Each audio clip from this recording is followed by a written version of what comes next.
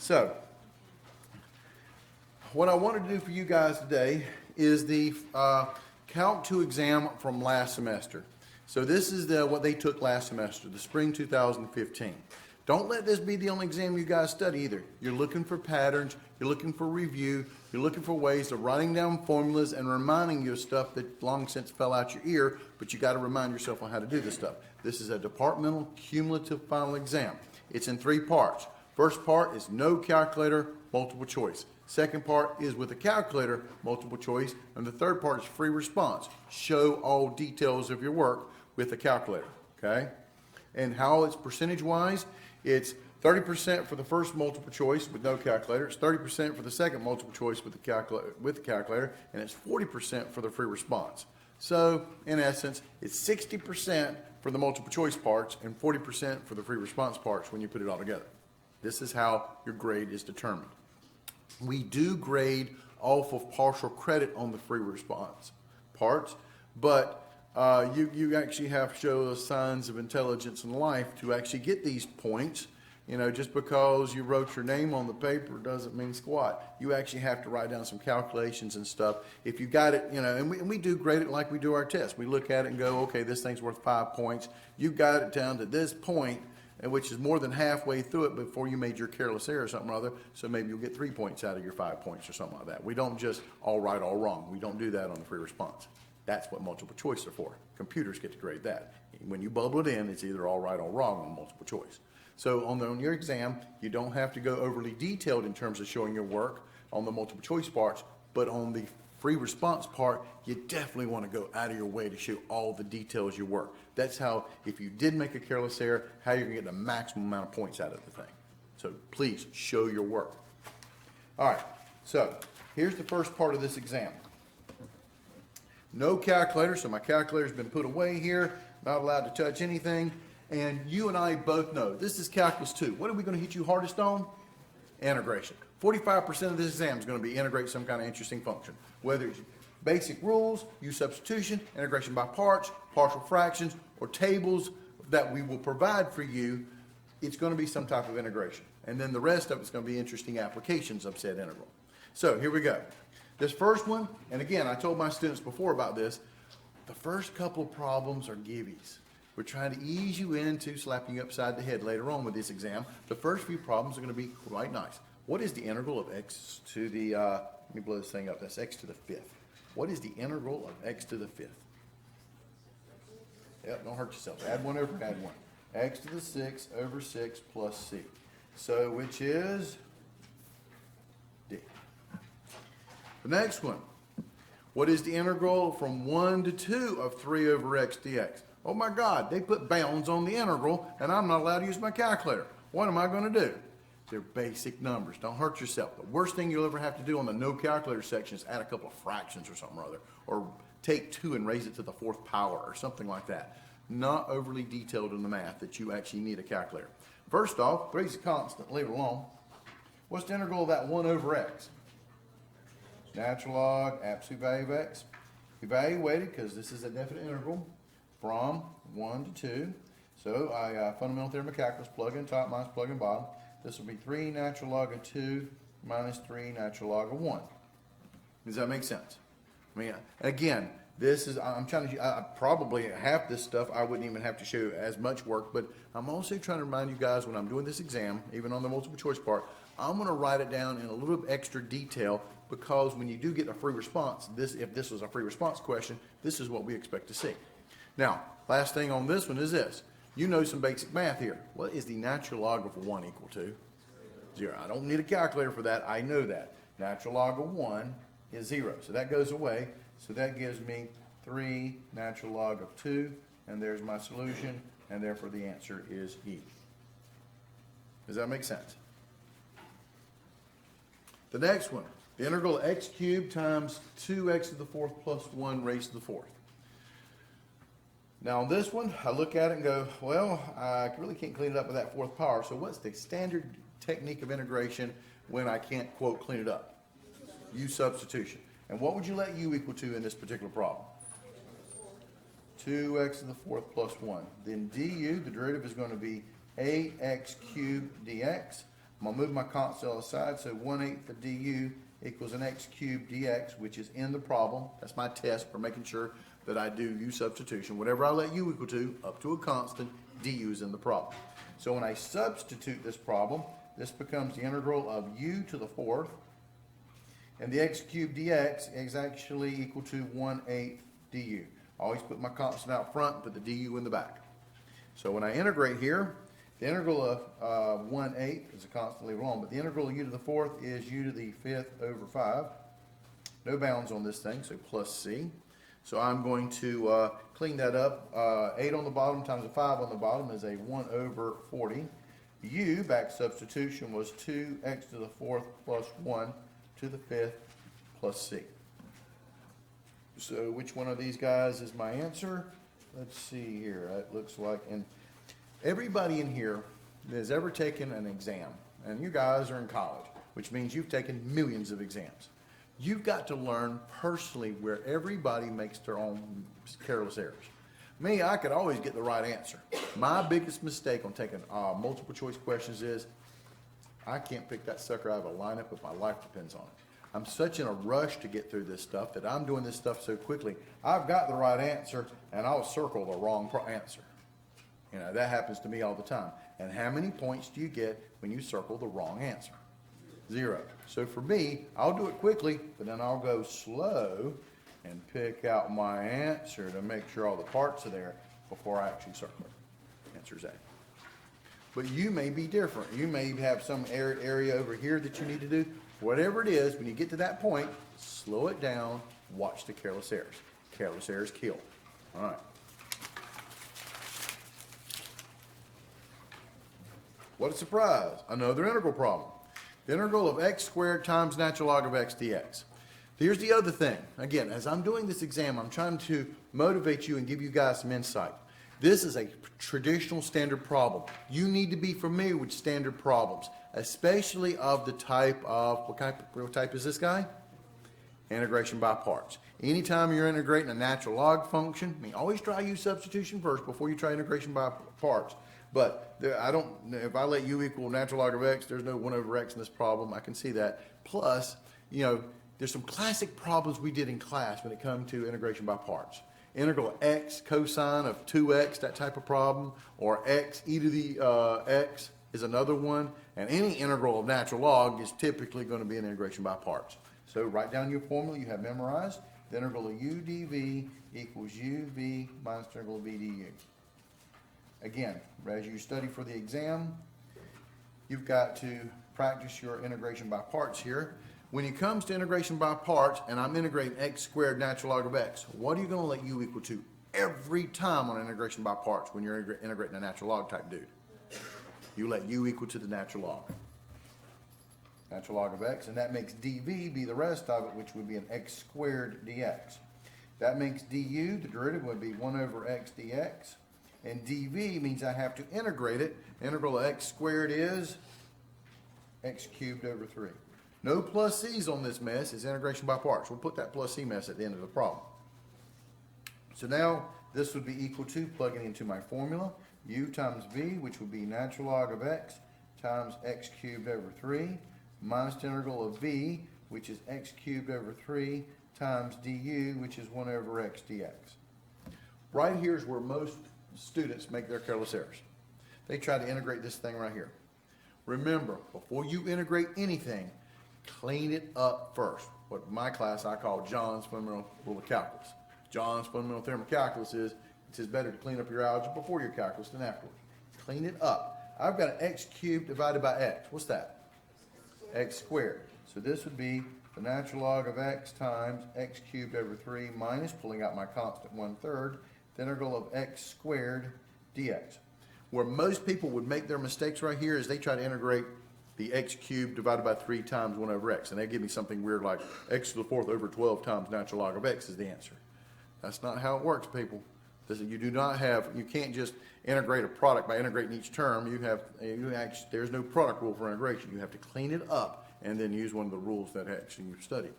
All right, what's the integral of x squared? X cubed over 3. So as I write down my answer here, and typically we like to put the polynomial stuff up front. That'll be x cubed over 3 natural log of x minus 1/3 times the 3 on the bottom makes it 1/9 x cubed plus c. And I'm off the page there, sorry. And so, which one of these guys is going to be x cubed over 3 natural log of x minus, that's 1/3, that's bad. X cubed over 3 natural log of x minus 1/9 x cubed plus c. The answer is B. Does that make sense? What about this dude here? The integral of sine cubed x times cosine of x dx. What does that cube mean on a sine cube thing here? That is basic lazy mathematician notation, but what it really means is the whole thing of the sine of x, the whole sine of x is actually being cubed. And once you see that, that means you've got inside of parentheses power. And so what technique of integration would I use on this thing? Use substitution. I would let u equal to inside the parentheses the sine of x, and that makes du. What's the derivative of the sine of x? Now you got to get the derivative and the integral stuff down pat, because you know we're going to mess you up with the signs on the multiple choice answers and stuff. What is the derivative of sine of x? Cosine of x. Dx. So when I substitute, this turns into the integral of u cubed du. Cosine of x dx is actually du. The integral of u cubed is u to the 4th over 4 plus c. And the last thing I'm going to do here is back substitute. So this will be the sine to the 4th of x over 4 plus c, which is letter E. Does that make sense? Oh, another one with bounds. What is the integral from 1 to 2 of 2 over x cubed, 2 over t cubed dt? Well, the first thing you want to do on any kind of integration is clean it up. I don't like stuff on the bottom. I don't do square roots or anything like that. Clean it up. When I have a term in the denominator with a power, I always want to bring it to the numerator. So this turns into 2 times integral from 1 to 2, because I pulled my constant out front, t to the negative 3 dt. I cleaned it up first. Now, 2 is a constant, leave it alone. What's the integral of t to the negative 3? Add 1 over add 1 gives you t to the negative 2 over negative 2. Because I have bounds no plus c, evaluated from 1 to 2.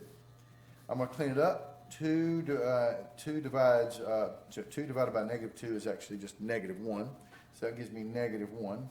And t to the negative 2 goes back where it came from, which will be in the denominator as a t squared. Evaluated from 1 to 2, just cleaning up my algebra here. Fundamental theorem of calculus, plug in top minus plug in bottom. This will be negative 1 over t squared minus negative 1 over 1 squared. So negative 1 over 2 squared minus negative 1 over 1 squared.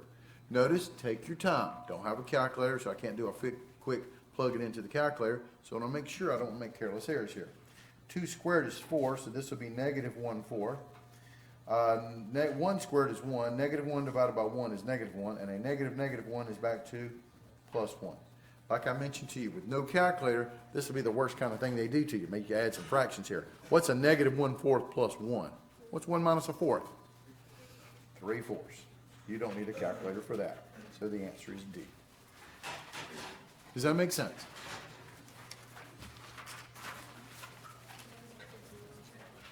All right, take a look at number 7.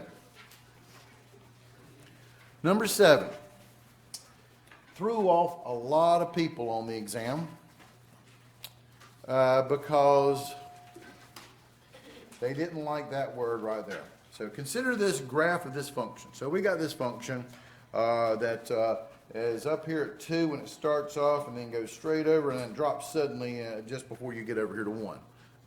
And which of the following best approximates the integral from 0 to 1 of f of x dx? This is a question that's straight up, and all you need to know is this. What does integration with bounds actually represent? You've been programmed. Outstanding. Area under the curve. This is how they like to do area under the curve problems. Now, we're used to giving exact answers, but they want me to approximate this thing. Well, this thing almost looks like a square. Almost, not quite. So it almost looks like a square. So if it was a square, well, it's going to be a rectangle because it's 1 by 2. This thing looks like almost like a rectangle. And the area, like you said, the area under the curve is going to be base times height because it's a rectangle. Well, how long is my base here? How long is my height here? 2. So the base is 1, the height is 2. So 1 times 2 is 2. So this integral from 0 to 1 of this f of x dx is approximately 2. But you'll notice that it's not quite 2 because we kind of cut it off a little bit and dropped it suddenly. So I think it's going to be slightly less than 2. It's that approximation engineering aspect here. So what do you think the answer is going to be? You got it. Answer C. It's got to be close to 2, slightly less, because if I actually made it a rectangle, it would actually come over and drop a little bit. So I'm dropping off a little bit at the darn thing. Does that make sense? This is what we're after. A geometrically style find the area on the curve because you're integrating, trying to make that connection. So look for something like that on your final exam as well. And then, it doesn't take long, a little application here. Find the area of the region bounded above by the graph of y equals 4x cubed and below by the line of y equals 4, between 1 and 2. Again, this threw people off because what's the natural instinct for people who have actually taken classes in high school and stuff in the 21st century when you hear the word, the graph, the region y equals 4x cubed? Grab your calculator, but guess what you don't get to use on this part? Calculator. So you need to know something or other. What's the graph of y equals 4x cubed look like? Well, it's an x cubed graph, which is a squiggle times 4. It's going to kind of stretch it out a little bit. So it looks like this. Y equals 4x cubed. These are basic graphs. They're not anything elaborate. And what is the line y equals 4? Y equals 4 is a horizontal line. It looks like this. Y equals 4. And my bounds are between 1 and 2. Well, when do these two guys meet up with each other? Okay? So again, the trick is understanding the picture. They're going to meet up each other. The intersection is here. This is the origin here. What are these guys? Y equals 4 and y equals 4x cubed. What point do they meet up at? What number is that right there? It's going to be 1. Now, you can sit there and set them equal to each other and solve if you need to. But with 4x cubed, and I can't really read my cube there. My 4x cubed and my y equals 4 point of intersection, you set them equal to each other. That means the 4's cancel. You divide by 4. X cubed's got to be 1. It makes x equals 1. But the bounds are between 1 and 2. So 1 to 2. So we're talking about, I'll have to extend it up over here, something like this region is what they're after. And they're trying to tell you that because it's bounded above by this graph. That's the top graph right there, 4x cubed, and it's bounded bottom by the y equals 4 graph. So my picture represents what their description are. How do you find the area between two curves? What's the formula for area between two curves? It's the integral. When I'm doing these functions in terms of x, it would be what?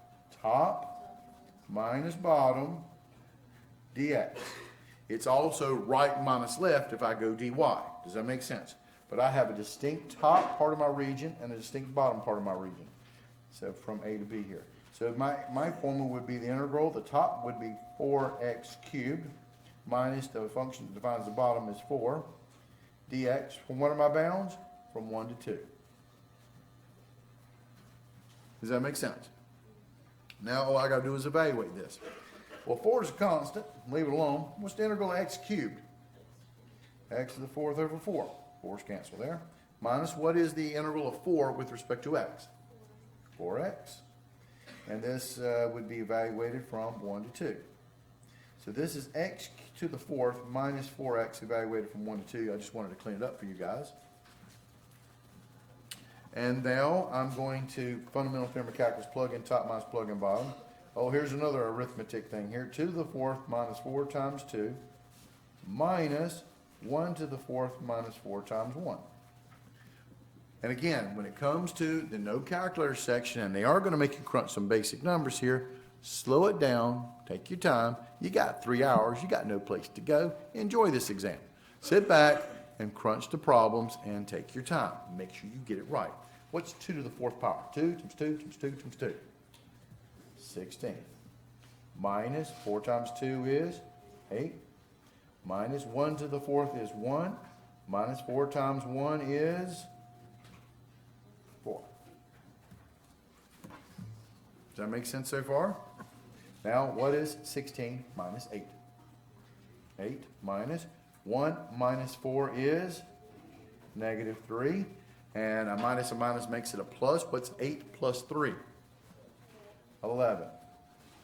So my area under this curve, between the two curves, is 11. The answer is A.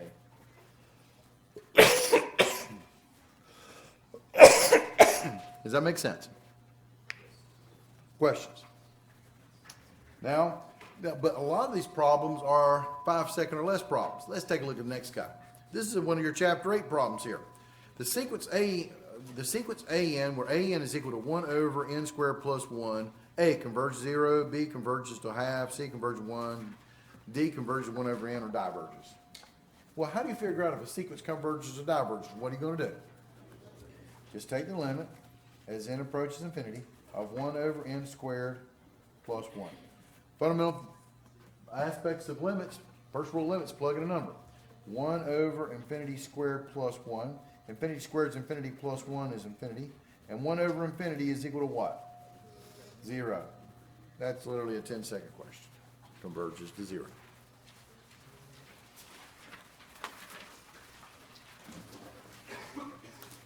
Oh, great. Something recent in your memory here. We have a series. The series sum as n goes from 1 to infinity of 1 over n squared plus 1. And we have converges to 0, converges to 1 over n, converges to a half, converges to a number greater than a half, or diverges. Okay? Well, first off, you've got to figure out if this thing's going to converge or diverge. Now, typically, when I give you a series and ask you if it converges to a particular number, there's only two series we know exactly what they converge to. What are the two series we know exactly what they converge to? Geometric and telescoping series, right? Geometric and telescoping series. Those are the only two series we know exactly what they converge to. Everything else we just ask you, does it converge or diverge? Now, is this a geometric series? No, it is not. How do you know a geometric series? It's a series, big old summation on it, with nothing but numbers raised to powers of n. That's it. A number to a power of n. Maybe a constant times 5 or something like that. But the part with n is a number raised to power n. What is a telescoping series? It's a series that you have what? A fraction minus a fraction where the numerators are the same. This is the stuff you've got to have memorized. It's neither one of these guys. So I'm going to have to kind of approximate this type of thing here. So let's see what's going on here. First off, does this thing converge or diverge? What test would you use on a series that looks like 1 over n squared plus 1? It's not a p series, but I would compare. I would compare to the p series. And which p series would you use? The 1 over n squared guy. And the p series, p equals 2, which is bigger than 1. So this p series does what? Converges. Now this is what I call the mental comparison test. This thing pretty much looks like this guy except for that plus 1 stuff in the denominator. It says this guy converges, this guy converges. Now I can prove it to you by doing I would do the limit comparison test. I'm calling this one. Maybe I would do the direct comparison test. Let's see here. If I add 1 to the denominator, it makes the denominator bigger, but the overall fraction is smaller. So I'll do the direct comparison test on this one because I can get the inequality just right. This guy converges, so anybody below him has to converge. That's your direct comparison test thing here.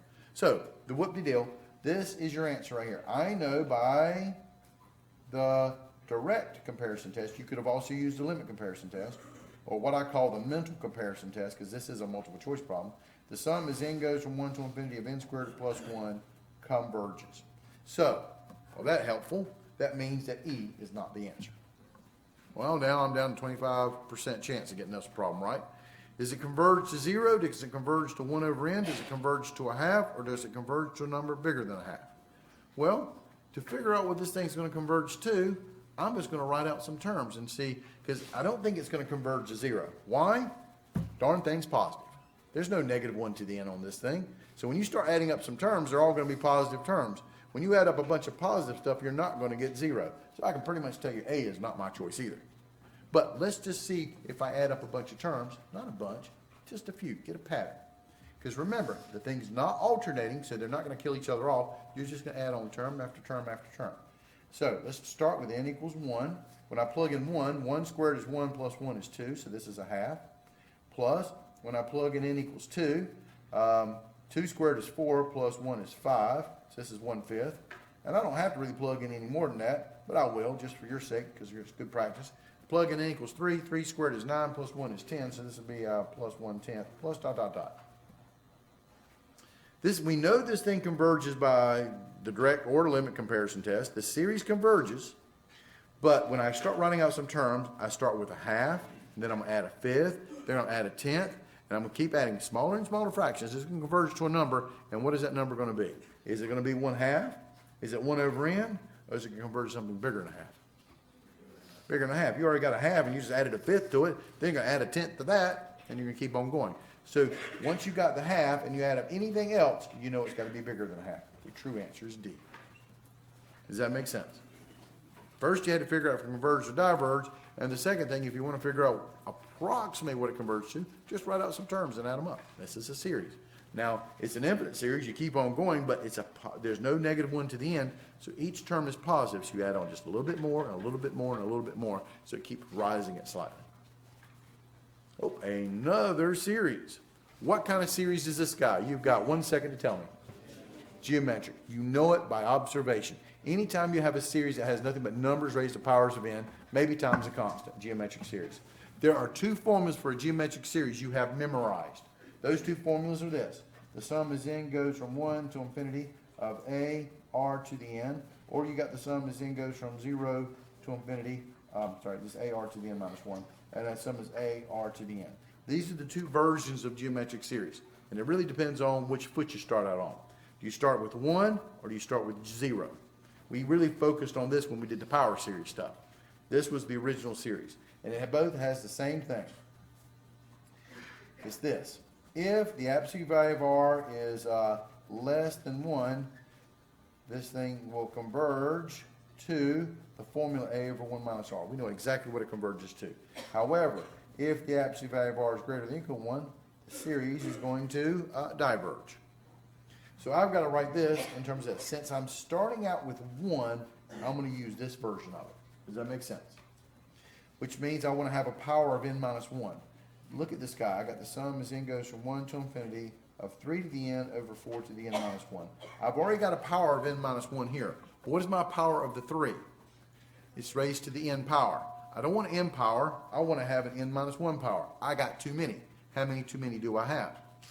1. I'm going to pull 1 off. So this will be equal to the sum as n goes from 1 to infinity of 3 times 3 to the n minus 1 over 4 to the n minus 1. Combining like terms, they have the same power. So with multiplication or division, you can factor out the power. So this turns into the sum as n goes from 1 to infinity of 3 times 3/4 to the n minus 1.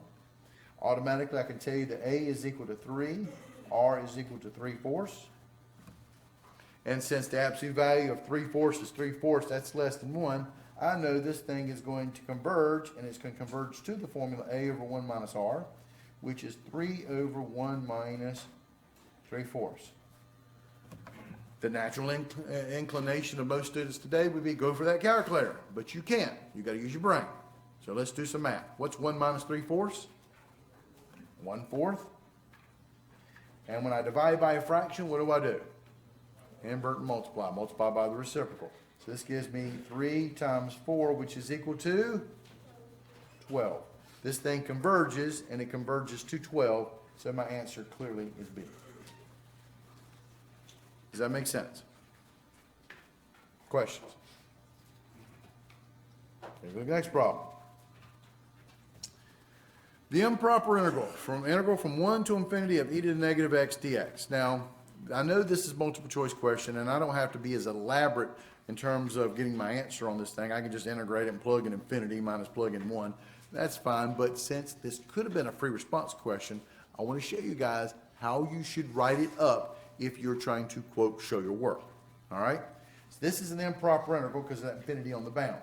So I'm going to pick my favorite letter, since we're all shooting for A's in this class. Take the limit as a approaches infinity of the integral from 1 to a of e to the negative x dx.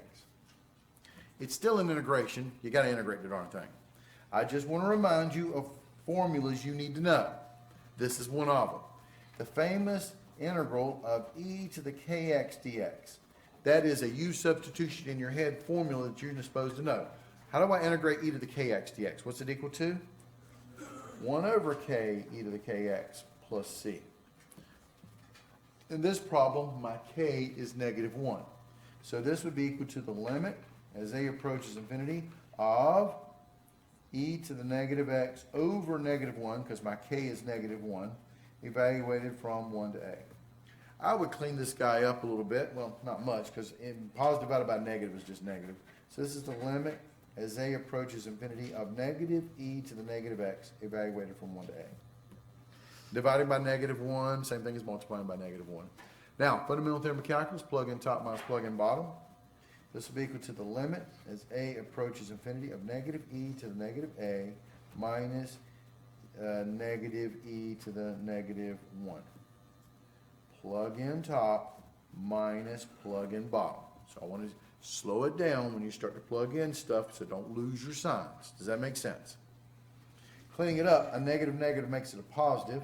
So this would be the limit as a approaches infinity of negative e to the negative a plus e to the negative 1. Other things you need to know, now plug in infinity. But when I plug in infinity, what's e to the infinity? These are little limit laws you're supposed to know from calculus 1. What's e to the infinity? Infinity. However, what is e to the negative infinity? Negative exponent puts him on the bottom, makes 1 over infinity, makes him 0. So these are little subtle things you need to know. E to the infinity is infinity, e to the negative infinity is 0. So when I take my limit as a approaches infinity, I plug it in, I get negative e to the negative a is infinity plus e to the negative 1. But as we just mentioned, what's e to the negative infinity equal to? 0, so that part goes away.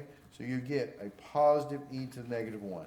And on improper integrals, we have to say, to let you know it's improper, it converges to e to the negative 1. So this is really, I'm going out of my way just to show you the work and the proper notation and little subtle things. So what is my answer? And look at what they did to you. Look at the difference between B and C. They threw the negative on it if you didn't keep up with your signs. So take your time on this stuff. So the answer on this one would clearly be B.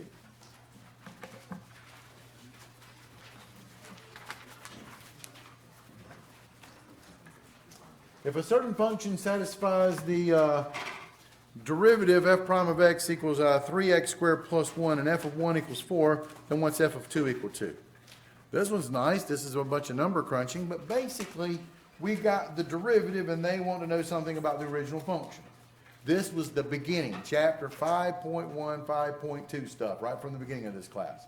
To get the original function, you have to integrate the derivative. This is actually what we started with chapter 4.7 in calculus 1. So to get this guy, this would be the integral of 3x squared plus x dx, which would be equal to, 3 is a constant, leave it alone, integral of x squared is x cubed over 3. The integral of x to the first power would be x squared over 2, and then I got a big old plus c on the thing for my constant integration. Cleaning it up, my function f of x is equal to x cubed plus x squared over, oh, I screwed up. That's a 1 there, right? So that should be just an x. Watch the rushing here. Integral of 1 is just x. So I got x cubed plus x plus c. But now, I've got to go for my initial condition. The purpose of the initial condition is to help you figure out what your plus c is going to be. So when I plug in 1 into my original function, I should get 4. So f of 1 would be 1 cubed plus 1 plus c. That's got to be equal to 4. 1 cubed is 1 plus 1 is 2 plus c equals 4. Subtracting 2 makes c equal to 2. Therefore, my function is f of x is equal to x cubed plus x plus 2. But that's not the question. What's my question? One more hoop to jump through. What do they want me to find? F of 2. So therefore, f of 2 would be 2 cubed plus 2 plus 2. 2 cubed is 8 plus 2 plus 2. 8 plus 2 is 10 plus 2 is 12. The answer is E, 12. Does that make sense? As I mentioned to my class, and I know that Desiree also mentioned to her class, and I know the rest of you guys that were unfortunate to have us as professors with another professor also mentioned in class of the power series, Maclaurin series that you're supposed to have memorized. They love to do this to you guys on the final exam. It's a straight, did you have it memorized question here. Look at this one. The power series of 1 minus x squared over 2 factorial plus x to the 4th over 4 factorial minus x to the 6th over 6 factorial is the Maclaurin series expansion from which of the following? How do you know it's cosine? You guys know it because it's even. Catch a pattern. But let us just practice based upon these guys here, the ones that we have memorized. I don't have sine of x squared memorized or cosine of x squared memorized, but the ones I do have memorized, let's write them down. What is e to the x? What's the power series for that guy? 1 plus x over 1 factorial plus x squared over 2 factorial plus x cubed over 3 factorial plus dot, dot, dot. What is the Maclaurin series for the sine of x? Sine is odd, so what is that? X minus x cubed over 3 factorial plus x to the 5th over 5 factorial minus x to the 7th over 7 factorial plus dot, dot, dot. What is the cosine of x Maclaurin series? These are even, and constants are considered even. So it'll be 1 minus x squared over 2 factorial plus x to the 4th over 4 factorial minus x to the 6th over 6 factorial plus dot, dot, dot. Another one you're supposed to have memorized, it's not up here in this list, would have been this one. The tangent inverse of x, or otherwise known as the arctangent of x. What's that do? Same as sine, except no factorials on the bottom. X minus x cubed over 3 plus x to the 5th over 5 minus x to the 7th over 7. But as I look at these things, you will see that here it is right here. The cosine of x is exactly what we got here, so C is my answer. Does that make sense? If A, C, and D did not work, then I would go and take my sine x and go replace all the x's with x squareds and see if that matched up. And if that didn't, then I'd take the one with cosine of x and replace all the x's with x squareds and see if that matched up. Does that make sense? How you would do this problem if one of these two guys was my answers and stuff. Questions? But this, it really is a did you memorize it thing. Now me going elaborate trying to remind you guys of things you're supposed to have memorized, this was pure memorization. You should have jumped on this one in 10 seconds or less. Oh, here's another one. Find the area under the curve, under the graph, of f and above the x-axis from the points 0 to 2. To find the area under a function or graph, what am I supposed to do? Integrate. So the integral of x e to the x squared plus 1 dx from 0 to 2 is my area under the curve. If you want to think about it, this is the top function. The x-axis, the bottom function will be y equals 0. So it would be this function officially minus 0, but no reason to write minus 0. What technique of integration would you use on this thing? Use substitution. You should let u equal to the exponent when you got e's. That'll be x squared plus 1. du equals 2x dx when you take its derivative. Move the constant to the other side, so I get 1/2 of du equals x dx, and I notice the x dx is in my problem. So I know I'm on the right track. So when I substitute, this will be the integral of e to the u, and the x dx gets replaced with 1/2 du. If I wanted to, I could go ahead and change my bounds on this thing, and then I'll have the back substitute. But you can either change bounds on it or just integrate it and then put the original bounds. I'll just go ahead and integrate the thing and put the original bounds. 1/2 is a constant, leave it alone. What's the integral e to u to u? E to u, no reasons for plus e's because you got bounds, but I had to back substitute, so this will be 1/2 e to the u was x squared plus 1, evaluated from 0 to 2. So, fundamental theorem, plug in top minus plug in bottom. 1/2 e to the 2 squared plus 1 minus 1/2 e to the 0 squared plus 1. So 2 squared is 4, plus 1 is 5, so this is 1/2 e to the 5th, minus 1/2, 0 squared is 0, plus 1 is 1, so that'll be e to the 1st. By definition, e to the 1st is e. What do you have in common on this thing? You can factor out the half, and you're left with e to the 5th minus e, which is answer C. Does that make sense? If you had noticed, I am done with part number 1.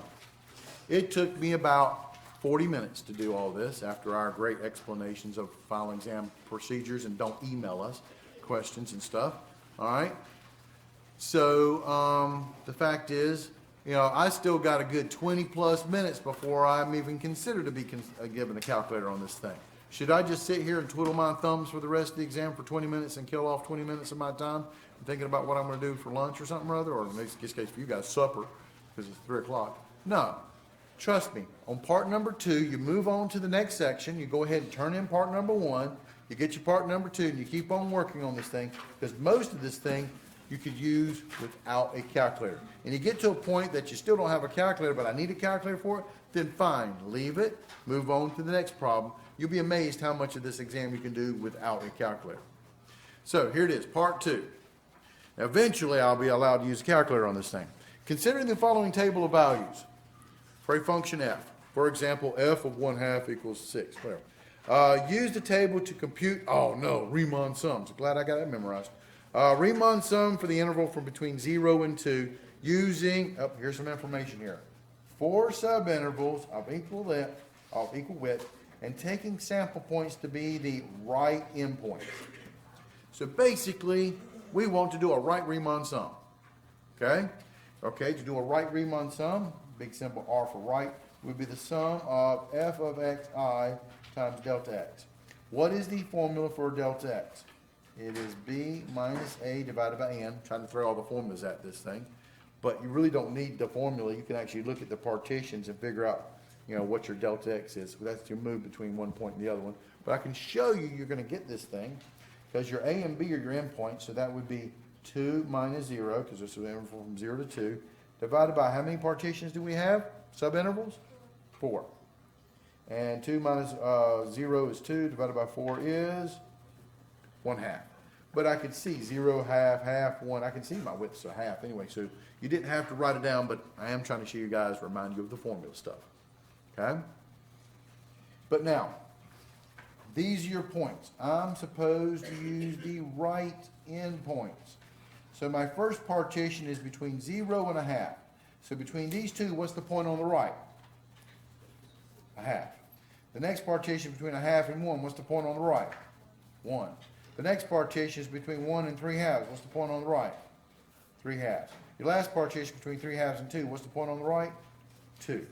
These are my partitions. So if I wrote this out, this would be officially f of 1/2 plus f of 1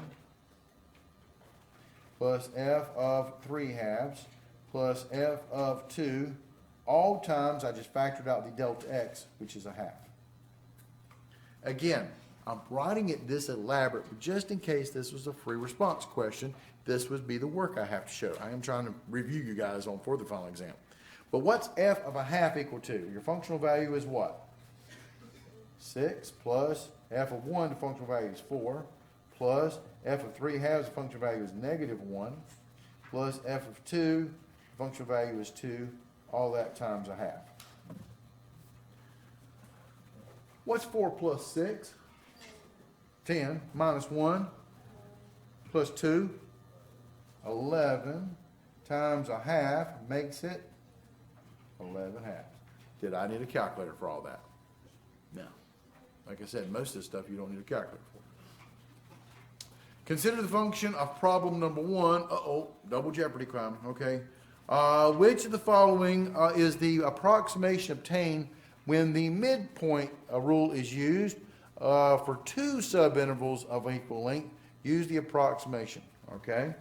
So they want me to use the midpoint rule with n equals 2 sub intervals here.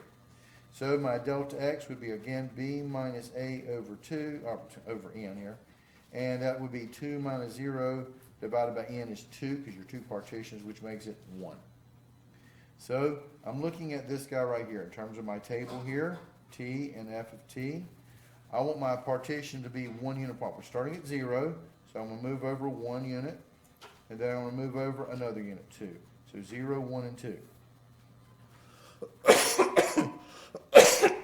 But now I'm supposed to use the midpoint. What are my midpoints? What's the number between 0 and 1? 1/2. And between 1 and 2, 3/2. So, again, even for the midpoint rule, this would be the sum of f of x times delta x. This would be equal to the sum, I'm just going to add, f of your midpoint 1/2 of your first partition, plus f of the midpoint 3/2 of your second partition. All that times your delta x, but delta x equals 1. So, what is f of a half? So I need my chart up here. F of a half is equal to 6 plus, what is f of 3/2? -1. All that times 1. What is 6 plus, slide it up here, you guys can see this now. 6 plus -1. What's 6 minus 1? 5 times 1 is 5. The answer is 5. The answer is A. All right, take a look at the next guy. Also notice in the part number 1, how many questions you guys have in part number 1? 15. Honestly, and I'll flip back over you guys to see this. That's average. Sometimes it's 14 and 13. I've seen as many as 17 questions on it. But I can let you know what they do, what we do, in terms of the final exam.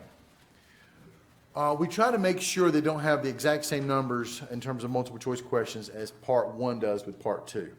So when you're bubbling in your bubble sheet, drop scan sheet, for part number 1 you got 15 questions. Part 2 will either have 14 questions or 16 questions, not the same amount. So if someone happens to drop their form on the ground and didn't bubble it in properly to let us know it was a part number 2, I can look at the number of spaces that were bubbled, and I can tell you if it's a part 1 or part 2 question. So this is one of those little strategies that we have as math professors to make sure we're trying to keep everything above board, make sure things don't get in the wrong piles or whatever. So you'll notice you had 15 questions. That's about average. It could have been 16 or 17 or maybe 13 or something or other, but that's about right. And usually most people are done within 30 to 40 minutes, but you've got 1 hour to do part 1. So let's get part 2. Look at this question here. What's that? Oh, thank you. I got it. All right, thank you. All right. Find the interval of convergence of the power series. The sum as n goes from 1 to infinity of x minus 3 to the n over n squared. It is a power series. And they asking about the interval of convergence. What are you going to do? Outstanding. You've been programmed. Excellent. Ratio test. Anytime you hear the words interval of convergence on a power series, you've got to use the ratio test on this thing. So, here we go.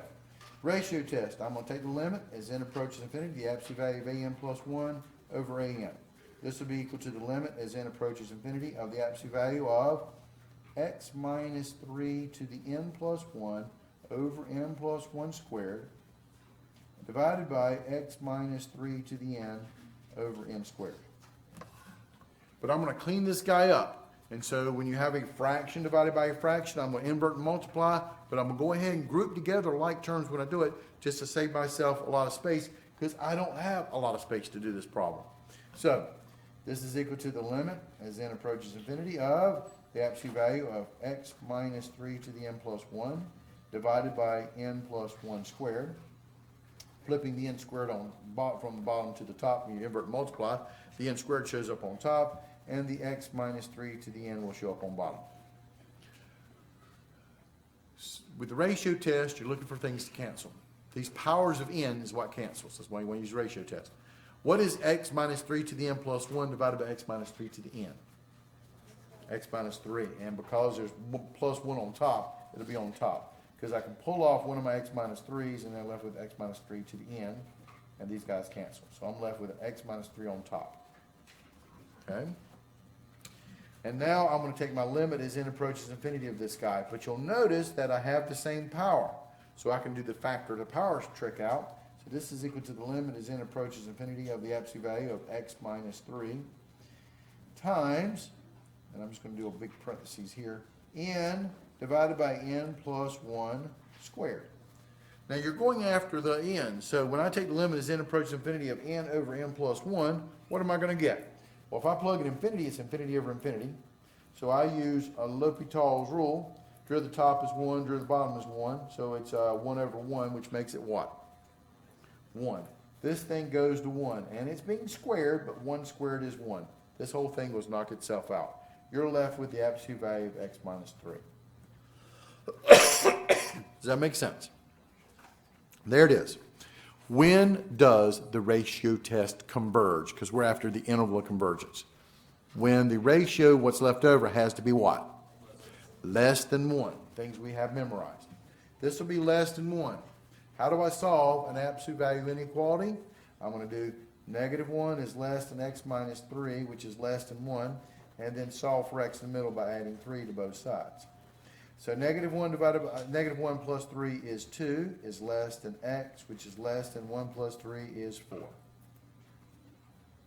There is almost my interval of convergence. But when you use the ratio test, you always have to check the endpoints. Okay? So I can tell you it's between 2 and 4, which tells me the answer is now either D, C, D, or E. Does that make sense? But I got to check my endpoints. So here comes my endpoints.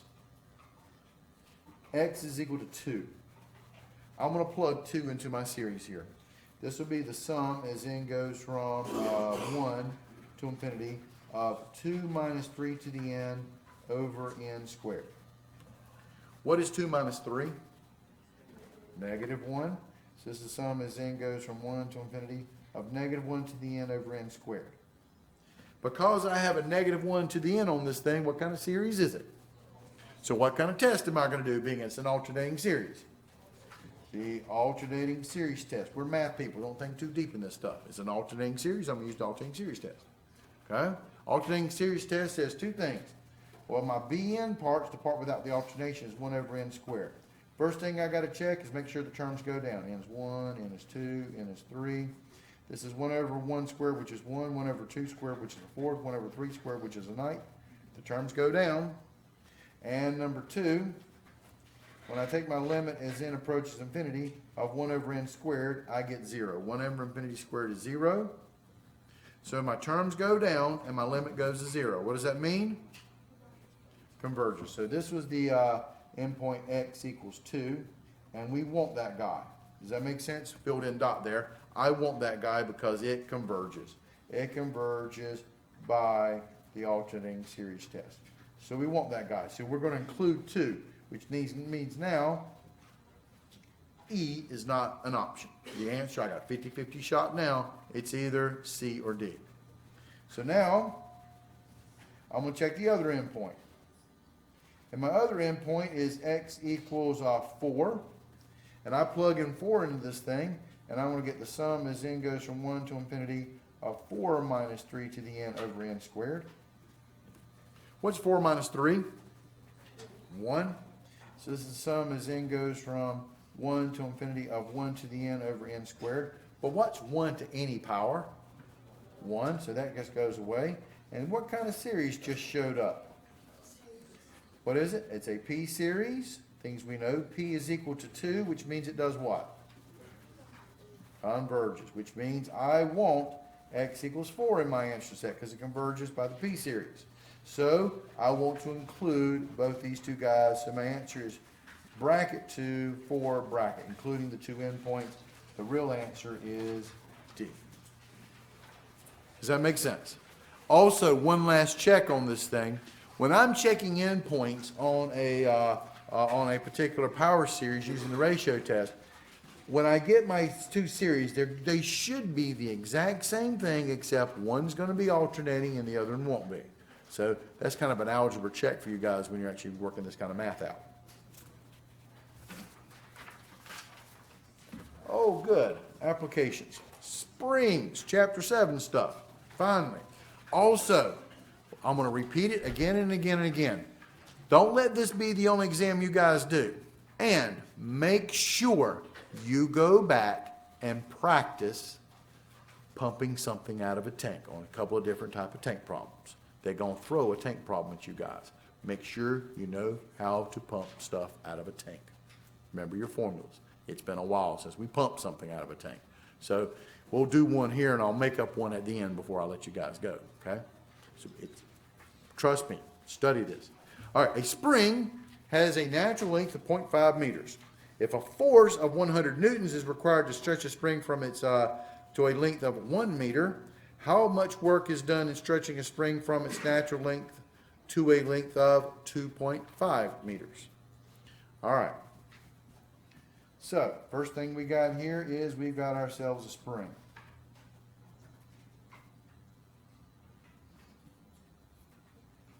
Okay, this is just my wall here. So, the natural length of this spring is what? The natural length, NL in my world, natural length was what? 0.5 meters. And it took a force of 100 newtons, force equals 100K, to go from the natural length to stretch it all the way out here, which is 1 meter to a length of 1 meter. So this would be 1 meter. But remember this when you're doing spring problems. You got to zero out the natural length. It doesn't require any work to let the spring just sit there at rest. The natural length is rest position. So this 0.5 meters would be officially 0 meters. Does that make sense? And that makes that 1 meter. What would this distance be right here if the natural length was a half a meter and you stretch it out to 1 meter? How far did you stretch it out beyond its natural length? Half a meter, 0.5 meters. Does that make sense? Now, here's the deal. What is that right there? F stand for? What's that word right there? Force. Things you know from physics class. This is calculus 2. Memorize everything. When it comes to spring problems, there are two formulas you need to know. Hooke's law and your standard integral of force dx is equal to work. Okay? What is Hooke's law when it comes to springs? Force is equal to kx, right? And when it comes to springs, work is equal to the integral of force or the integral of kx dx. Does that make sense? From A to B. These are your two formulas you need to know for work. And you don't forget, it's got to be zeroed out at the natural length. So what was the force? This was a force. They gave me F, so I'm using this formula. Force is 100 equals K times, and what was my distance? What is my X that we stretch it from its natural length? 0.5 meters. So I've got 100 equals K times 0.5. I'm going to divide by 0.5 on both sides. That's a half, invert multiply. What does K equal to? 200. Does that make sense? But that's not my answer. That's my, well, it could be my answer, but that's just my K value. The first part of any spring problem, your mission is to find K. Because once you figure out what the spring constant is, you can figure out how much work you're working that spring all day long.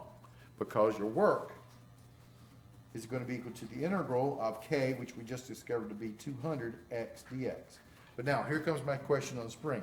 How much work is done in stretching a spring from its natural length? So here's our spring again, going from its natural length right here, which is 0.5 meters, natural length, to from its natural length to a length of 2.5 meters. So they're going to stretch that sucker all the way over here to 2.5 meters. Does that make sense? So, but your natural length, this is your zero spot. So if 0.5 makes 0 for the natural length, 0 meters, what is this 2.5 meters going to be distance from its natural length? 2 meters, because you have to subtract off your natural length, 0.5. So you're going between 0 and 2, and that would be my bounds, from 0 to 2. What is the integral of 200x? That's 100x squared. It's 200x squared over 2, but 200 divided by 2 is 100. Evaluated from 0 to 2. Now, according to fundamental theorem, plug in top minus plug in bottom. This would be 100 times 2 squared minus 100 times 0 squared. 0 squared, 0, that goes away. 2 squared is 4 times 100 is 400 Newton meters or joules, because this is a metric problem. Does that make sense? So they said joules. Looking at my answer, the answer is clearly D. Does that make sense? great problem to go back and study. They're using the idea of force equals kx. You got to find k first before you can go actually calculate the work. Yeah? What is the wording when you have to solve it with the interval k, where it's like works? If they have the wording, there's one word difference. One word. And if they asked you, you have to use the work formula to get k, they would have said the required work to stretch a spring from its natural length to 0.5 meters beyond its natural length would require 200 joules of work. They would have put the word joules, metric system, or foot-pounds, it was the English system, and they would have said the word work in it. But in this problem, they said the word force. That's how you know the difference and setting it up to figure out what k is going to be.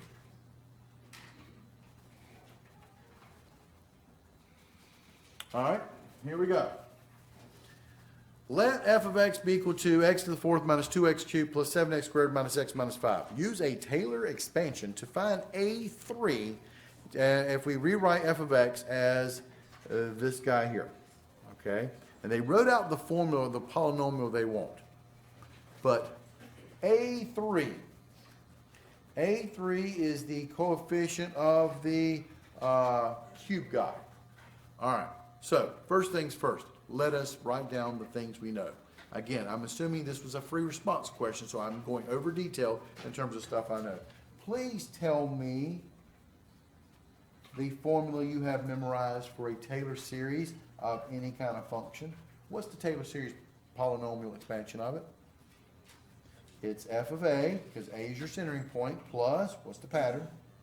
F prime of a over 1 factorial times x minus a, plus f double prime of a over 2 factorial times x minus a squared, plus f triple prime of a over 3 factorial times x minus a cubed, plus dot, dot, dot. And it keeps on going.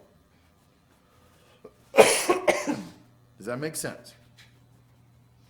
So, they're telling me in this problem that a is equal to 2. How do I know a is equal to 2 in this problem? Because look at how they wrote their Taylor series expansion. What is the x minus a, but what do they keep writing? X minus what? 2's.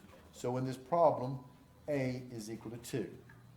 And if I want the a3 coefficient, which is in front of the x minus a cubed, what's in front of my x minus a cubed guy, x minus 2 cubed? What is my coefficient? It is the triple prime evaluated at a over 3 factorial. So, here we go.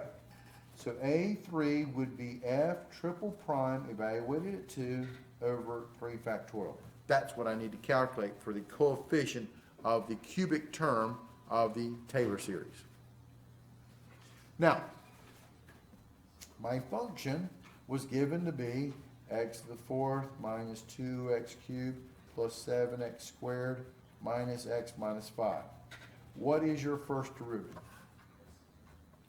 4x cubed minus 6x squared plus 14x minus 1. What is your second derivative? 12x squared minus 12x plus 14. What is your third derivative? 24x minus 12. Does that make sense? Knowing that, what is f triple prime evaluated at 2? This would be 24 times 2 minus 12. 24 times 2 is how much? 48 minus 12 is 36, and I'm not touching my calculator. Tim's up here looking at his, but mine, no, I'm not looking at mine because it's still basic stuff. I'm already on problem number 5 on part 2. Clearly my hour's up probably by the time I got to this point. I could grab my calculator if I want to, or actually I have to, or Desiree, or whoever your professor is, has to give you the official word that everybody grab their calculators out. But pretty much this is 48 minus 12, which is 36. But now, I'm scared about my life being ruined if I don't pass my calculus class. So 24 times 2 minus 12 is 36. I can't do basic math. Good. Does that make sense? There's my 36. But wait a minute. I want a3. What is it equal to?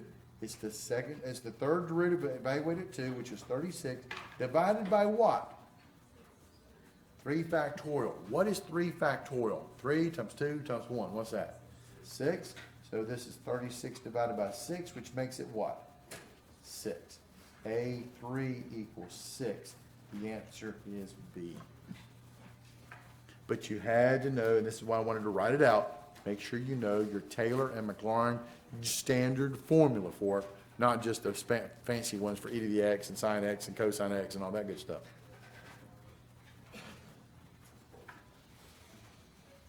On a faraway planet, in a far, far away galaxy, yeah, okay, Star Wars, here it is. A creature is walking in a straight line.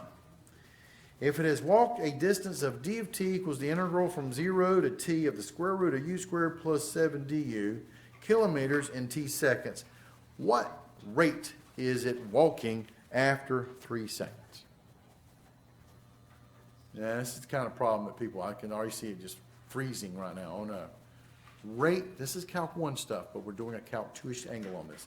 What does the word rate mean to you people? You've been programmed in Calculus 1. When you hear the word rate, what is it?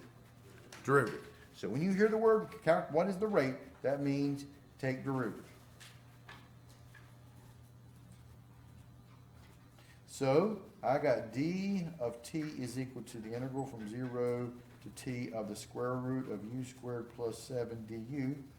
I want to take the derivative of that guy. That means I want to take the derivative with respect to time of the integral from 0 to t of the square root of u squared plus 7 du.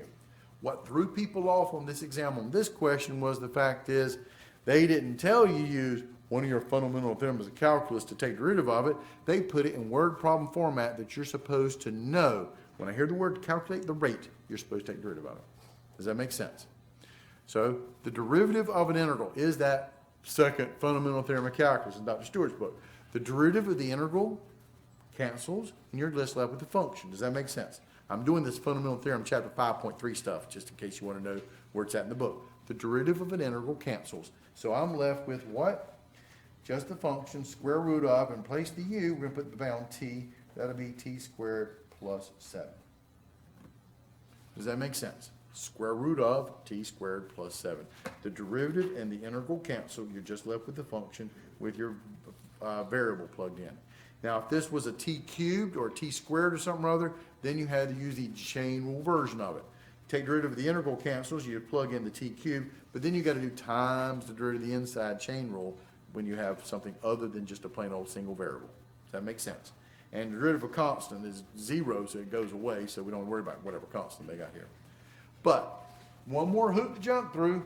They want me to calculate the rate after 3 seconds. So the real question is, what is d prime when time equals 3? That'll be the square root of 3 squared plus 7. That's the square root of 3 squared is 9 plus 7 is, yeah, okay, good, 16. And the square root of 16 is 4. And that would be 4, and this is a rate of change with respect to time. That would be kilometers per second, I believe it is. Does that make sense? So the answer is 4C. Did I lose you guys anywhere? So again, this is why you want to study old final exams and see how they worded stuff. Keep going.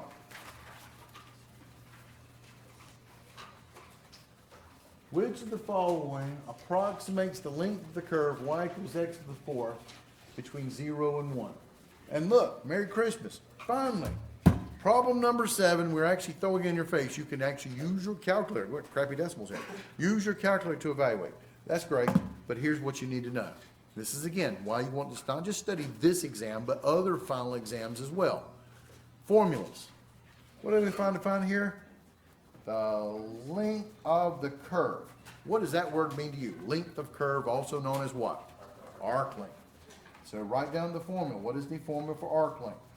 It is the integral of the square root of 1 plus my derivative function, quantity squared dx, evaluated from a to b. Does that make sense? So my function is y equals x to the 4th. So my derivative would be what? 4x cubed. And I'm integrating from 0 to 1, so these are my bounds. So this will turn into the integral from 0 to 1 of the square root of 1 plus parentheses 4x cubed squared dx. Does that make sense? Again, why you want to pay attention to stuff. One more, pay attention. We like, in this kind of problem, they traditionally throw a trig function at you guys. And if this was the trig function, sine, squared, cosine, that's what I did on my test anyway, when I told you guys use your calculator to find the arc length. But here's the deal. When you do trig, what mode should your calculator and your brain be in? Radians. So before you even start this exam, and you're finally allowed to have your calculator, just double check that mode. Make sure you're in radian mode. Don't be in degree mode when working trig functions. If it's in degree mode and you're working x cubed, don't worry about it. It's not going to change anything. But if you got sine or cosine or tangent or some other, it makes all the difference in the world. So I'm going to type it in exactly the way it looks. So I'm going to do my classic math number 9. I got bounds from 0 to 1 of the square root of 1 plus parentheses 4x cubed over error, close parentheses, squared. Now I could clean this up, and maybe some of you guys want to do that. 4x cubed squared would be 16x to the power multiply x to the 6. 16x to the 6. But, you know, I can't even trust myself. In my final exam, I want to make sure I get it right, so I'm going to type it in exactly the way it looks for me. And dx over here.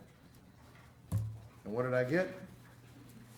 I got 1.600229428, and I write this down because people are going to be watching this awesome video later. So when they do it on their calculator, this is what you get. But to approximate it, clearly that's approximately 1.6. Answer's A. Does that make sense? I lose you guys. Questions? Consider the region in the plane bounded above by the curve y equals the square root of x squared plus 1 and below by the x-axis for 0 to 1. Find the volume of the solid rotated about the x-axis. Again, just for your benefit, I'm going to write down the formulas, the two formulas you're supposed to know about volume rotation. Again, this is what you want to do when you're studying for old final exams and stuff. Volume is equal to pi times integral of big radius squared minus little radius squared dx from A to B. What method is this, guy? What formula is this one? This is the disk washer method. When do I use the disk washer method? When my function is in terms of x and I'm rotating around the x-axis or parallel to the x-axis. Function and variable of the same type. The function's in terms of x, I'm rotating around the x-axis or something parallel to the x-axis. The other formula is volume equals 2 pi times integral from A to B, or what I call the point radius, times f of x top minus g of x bottom dx. What method is this guy called? Shell method. When do I use the shell method? When my function is in terms of x and I want to rotate it around the opposing y-axis or something parallel to the y-axis. Does that make sense? So these are the two forms I got. 9 times out of 10 on the final exam, your function is going to be in terms of x.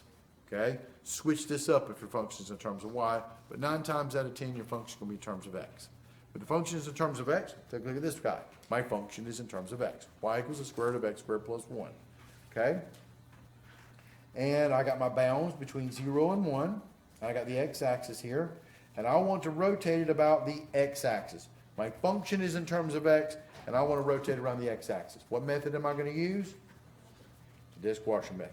And I just want to get a good picture on this thing, so I'm going to go up here and graph it, because I like this visual stuff here. So this is the square root of x squared plus 1. Okay, there's my function bounded above and below by the x-axis, which is y equals 0. And I'm just going to do a zoom 6 on it just to kind of see a picture. But all I really care about is between 0 and 1. So if I bound this thing between 0 and 1, it's, well, maybe I should change the y-axis because you can't really see anything here. Let's see here.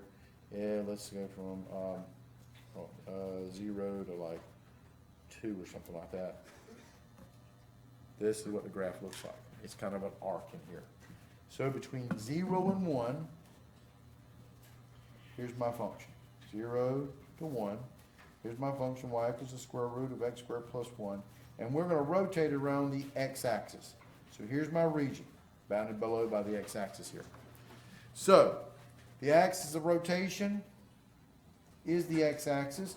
So my big radius is going to be from the axis of rotation to the outside functional edge, which will be the square root of x squared plus 1 minus 0. And your little radius would be 0 because this thing is going to be solid when I rotate this thing. So my volume is going to end up being pi times integral from 0 to 1 of the square root of x squared plus 1 squared, officially minus 0 squared dx. Cleaning it up, this would be pi times integral from 0 to 1 of the square root squared is x squared plus 1 dx. I could, now take a look at this guy. Again, trying to help you guys out. I can integrate this thing by hand, but right now I've already, about enough time has passed. I've got my calculator now, and look at your answers. They got this stuff down to 3 decimal places. So in terms of the integration stuff, what are they actually trying to hint to you guys how you should integrate it? Use a calculator, because look, I got decimal mess on this stuff. Does that make sense? So, second quit, math number 9, integral from 0 to 1 of x squared plus 1 dx. And I got pretty much, oh, sorry, you guys can't see that because of the light in here. I got pretty much 4/3. But what did I leave off of this thing? Pi times 4/3. And they wanted to go decimal, so I'm going to take this thing and multiply it times pi. And I end up getting 4.188790205, and this would be whatever the units are cubed. Does that make sense? So I got 4.189, looks like the answer is E. If this was on a free response kind of a question, one of the things they like you to do is graph the region and graph what you just found the volume of. As I do that in the last part, what did I actually find the volume of? I took this region right here, and I rotated him around the x-axis. So there's this reverse image down here on the x-axis, below the x-axis as it's being rotated, and this region right here is what you found the volume of, 4.189 units cubed. Does that make sense? Number 9, partial fractions. Well, don't bank on this one. They actually factored it for you, okay? All they had to do was, they could have just said integrate the darn thing, but the denominator factored, and they were nice enough to factor it for me. And the reason why they did this is because of the way they did the wording. Find A. They want the coefficient above x minus 1. They could have just said that too. What is the coefficient above the term x minus 1 or something or other? But here we go. How do I do partial fractions? I'm going to take my equation, 5x plus 1 over x squared minus 1. As it's been broken up, a over the factor of x plus 1, x minus 1, would be x minus 1, plus b over x plus 1. And I'm going to multiply by my common denominator, x plus 1 times x minus 1, which is the same thing as x squared minus 1. When you multiply through, you clear denominators. This completely cancels. You're left with 5x plus 1 equals a times, this guy cancels, x plus 1, plus b times x plus 1 is cancelled. I'm left with x minus 1. Now, every professor teaches this a little differently depending on the professor that you had. But for my class, and I believe Desiree's the same way, we teach what we call the Annihilator Method. You can either use Systems of Equations Method or the Annihilator Method. I teach my students the Annihilator Method because I know where you're going to use this mess again. Differential equations class. Something called Laplace transforms. You're going to love that stuff. But it's all a bunch about partial fractions, and the Annihilator Method gives you the answer so much quicker. So the Annihilator Method, since when you clear the denominator, it works for all x's. Let's just pick a couple of x's and plug it in. What choices of x's would you choose? Since I got 2 letters to solve for, I need 2 x's. I suggest 1 and negative 1. It's your 0 terms. So when I plug in x as 1, I get 5 times 1 plus 1 is equal to a times 2 plus b times 0. It killed off the b term. 5 times 1 is 5 plus 1 is 6 equals 2a. That's nice. A is equal to 3. Just for practice, plugging in negative 1 here. 5 times negative 1 plus 1 equals a times 0 plus b times negative 2. Negative 1 minus 1. 5 times negative 1 is negative 5 plus 1 is negative 4 equals negative 2b. When I divide, that makes b equal to positive 2. But which letter did they actually want me to find? A. A is equal to 3. The answer is C. But notice, right below it, there's the B answer in case you weren't paying attention. They wanted A, just to let you know. Does that make sense? And the purpose of partial fractions is if I wanted to integrate this dude, well then all I got to do is integrate these two guys, and that's a quick natural log type deal. Does that make sense?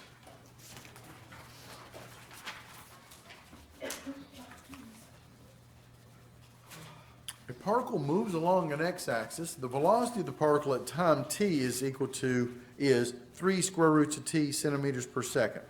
What is the average velocity of the particle for 0 is less than or equal to t, which is less than or equal to 2? Again, a big part of calculus, especially Calc 2, is memorization of formulas. Now again, this one threw tons of people off because they forgot one thing. The average velocity. Hold on. What I'm talking about is this. They gave you the velocity function and they're after the, quote, average velocity. So this is a formula called the average value of a function. Whether that function being velocity, distance, acceleration, whatever. The formula for the average value of a function is 1 over b minus a times the integral from a to b of whatever function you're playing with. We'll do x's here, dx. F of x dx. So it's the formula 1 over b minus a times the integral from a to b of f of x dx. Basically, you had to acclimate yourself to the point where when I read this problem, average velocity, and the velocity was the function I was playing with, this is an average value of a function problem. The average value of a function, so in our case, this would be the average value of the velocity. Average val of velocity would be 1 over 2 minus 0 times integral from 0 to 2 of 3, I don't do square roots, that's t to the 1/2 dt. Does that make sense? Well, 1 over 2 minus 0, that's pretty much 1/2. The integral, 3 is a constant, leave it alone. What's the integral of t to the 1/2? Add 1 over add 1. That's t to the 3/2 over 3/2, evaluated from 0 to 2. Invert and multiply. This would be a 1/2 out front times a 3 times a 2/3. T to the 3/2, evaluated from 0 to 2. Remember the 1/2 is that what came from the 1 over b minus a stuff here. The 3's cancel, and by the way, the 2's also end up canceling. So this is actually equal to t to the 3/2, evaluated from 0 to 2. This would be 2 raised to the 3/2 power minus 0 to the 3/2 power. 0 to any power is 0. This is 2 to the 3/2 power. And 2 to the 3/2 power is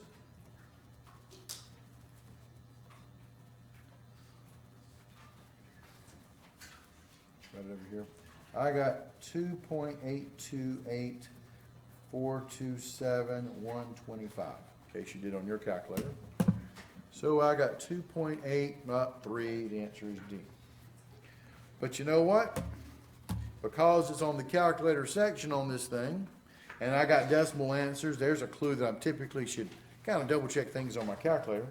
I would put in that 1 over b minus a, which is 1/2, times the integral from 0 to 2 of 3 square root of, I'll just use x's, dx.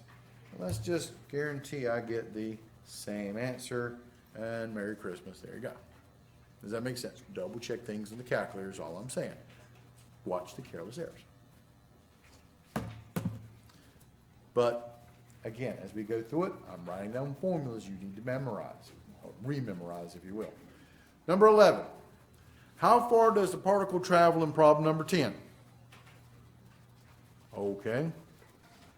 That's a different question. Here's the question here. We got the velocity, and I'll write the word velocity for you guys, is equal to 3 square roots of t. Okay? If I want to figure out the distance, okay, and knowing that this graph looks like this, which is always above the x-axis. I don't have any negative distances on this thing. The thing is just going in one direction because the graph is above the x-axis. The formula for distance, if you're given velocity, how do I go from velocity to get back to distance? What do I got to do? Integrate. And so I'm going to integrate the velocity dt over my bounds from A to B, since the velocity is positive. If the velocity function dipped below the x-axis, I have to separate the negative velocity, negative region, from the positive velocity region above the x-axis and find out what their distance is apart, and then get absolute value, because anything below the x-axis will be a negative value, but a distance should be positive. So you separate the negative from the positive and add them up by taking absolute values. The real formula for distance is the integral of the absolute value of velocity dt. But since my function's already positive for everything between 0 and 2 especially, then I don't have to worry about the negatives. All I got to do is just integrate between 0 and 2 of my function 3 square roots of t dt. Now again, I can integrate this thing by hand and plug it in, but again, they're going decimals on this thing, so I'm just going to integrate this guy. Math number 9, evaluated from 0 to 2 of 3 square roots of x, instead of t's, I got x's, dx. And what do I get? 5.656854473 centimeters, because that's what my distance are measured in. So it's the 5.66. The answer is A. But honestly, I didn't have to do all that mess. All I had to know was this right here. And I integrated the velocity here. What's the difference between this integral and this integral here? This guy had a half out front. So I could have taken this answer and just multiplied times 2 and would have got my answer. And that makes it a 10-second question, but I'm trying to, quote, describe this stuff to you guys and remind you of formulas.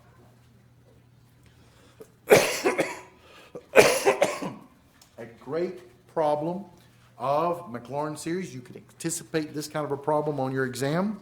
Here it is. Merry Christmas, they gave you the Maclaurin series. We don't always do that. Sometimes we just recall the Maclaurin series for something like e to the x and then tell you to do something or other with it. But this one we gave it to you. Use the expansion of 1 over 1 minus x, which is equal to 1 plus x squared plus x cubed plus ... And again, the interval of convergence is between -1 and 1, to obtain a Maclaurin series for 1 over 1 plus x to the 4th. So I got 1 over 1 minus x, which is 1 plus x squared plus x cubed plus ... And they want me to find a Maclaurin series expansion for 1 over 1 plus x to the 4th. Does that make sense? This is why we love power series. They're easy to manipulate. I just got to make this thing look like this guy and figure out what I need to substitute in for. So the 1, the sign's wrong. So what's a plus? I can rewrite plus as minus minus. So this is this 1 over 1 plus x to the 4th, the same thing as, or equal to 1 over 1 minus negative x to the 4th. Does that make sense? Which tells me right there that I am going to replace x with what? Negative, sign goes with it, x to the 4th. So this is going to be equal to 1 plus negative x to the 4th plus negative x to the 4th squared plus negative x to the 4th cubed plus ... I took my given Maclaurin series and replaced all the x's with a negative x to the 4th. So let's clean this guy up. This would be 1 minus x to the 4th. A negative squared is positive. X to the 4th squared, power to a power multiply, that'll be plus x to the 8th. Negative cubed is back to negative. X to the 4th cubed, power to a power multiply, that'll be x to the 12th plus ... So which one of these guys is it? 1 minus x to the 4th plus x to the 8th minus x to the 12th. The answer is D. We love power series because they're easy to manipulate. Does that make sense? And you notice that I've already finished up part number 2. And how many questions did part number 2 have on it? 12. Always a different number than part number 1, so we can figure out if you drop your OpScan sheet, what version it is, so we can look at that. But we will have you bubble in part 1, part 2. There's a special code on OpScan to tell you what's also part 1, but just in case you forgot to do that, we always do that, and that's kind of a way we kind of help ourselves out. All right, so now I'm deep into this final exam, and here comes the 40% part of the exam, the free response part. Typically, there are 5 questions on this thing, okay? And, you know, we've been elaborate. We started this new boxing thing next year. This will be your grade, and we're going to add them all up, and it'll be 40% of your grade, and we grade each one. There's a committee that actually goes through all 2,000 Calc 2 students, and the basic committee is made up of the professors themselves, and if we're lucky, I'll recruit or beat up our grad students and bring them into this thing. And so we sit there, and this is how it works. I'm Dr. Taylor. I was fortunate enough to get problem number 3. I grade 2,000 problem number 3s. And then I go home and cry. All right, so and every other professor does the same thing. All right. Remember, when you're doing the free response part, be neat, be organized. Also, no crappy jokes and or how you feel about the exam statements. I love reading those things from other professors' students, but not mine. My guys are the best, and Desiree's students, they're almost as good. But my guys are the best, and they're not going to make crappy comments about this exam sucks or make something interesting kind of things of what we can do with this exam. I don't want to know about it, all right? So just do the problems. I know you failed. Don't worry about it. You just go on and take this class again next semester. But those are the people that kind of make those kind of interesting comments. Usually they have like nothing on the free response except pictures drawn of something that they shouldn't be drawing pictures of and stuff like that. And don't get me wrong, there's not a bunch of people that do that, but there's always probably about 5 out of the hundreds of students that we have. It's kind of sad, but as long as they're not my students, I don't care. If it's my students, I'm going to get you.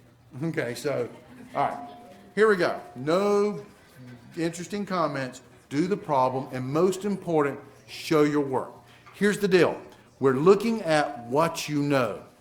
So you come across a problem you've never seen before. Our goal is to put one of these kind of problems on the test. You know something about Calculus 2, so use what you know. Even if you can't even figure out what they're asking, write down formulas, write down something. Never leave anything blank. You know something about this problem, and if you start writing down the formulas, maybe it'll come to you how to manipulate the formula to get the answer that they want. Never leave anything blank on a free response part. All right, so, quote, even though calculators are allowed, you must show work to receive full credit. Basically, show your work on this thing. You bet I'm going to be double checking my stuff on the calculator, but I'm going to show my work. First problem, they jump me right into series. Here it is. For each infinite series below, use an appropriate test, which means there's probably more than one answer, but there's actually only one answer whether it converges or diverges. But I could have used the integral test or the comparison test. I could use, there's more than one test. We want you to show us the proof of this thing. For each infinite series below, use an appropriate test to determine whether the series converges or diverges. All right, on this particular problem right here, the sum as n goes from 1 to infinity of n to the 4th over n cubed. There's really only one test I would use on this dude. What's the test? Ratio test. Anytime you got powers of n and or factorials, ratio test is your dude. Well, let's go through the test. Could I use the integral test? I don't know how to integrate the thing. Now remember, place all the n's with x's. Can you integrate this? If you can't integrate it, don't use the integral test. Would I compare this thing to something or other? Well, I mean, it's not geometric because I got 3 to the n because I got extra stuff with it. So really, this one is straightforward. There's only really one test you can use on this guy, okay, which is the integral, the ratio test. So here I go. I'm going to take the limit as n approaches infinity of the absolute value of an plus 1 over an, okay, which would be the limit as n approaches infinity, the absolute value of n plus 1 to the fourth over 3 to the n plus 1 divided by n to the fourth over 3 to the n. Being neat, showing my work.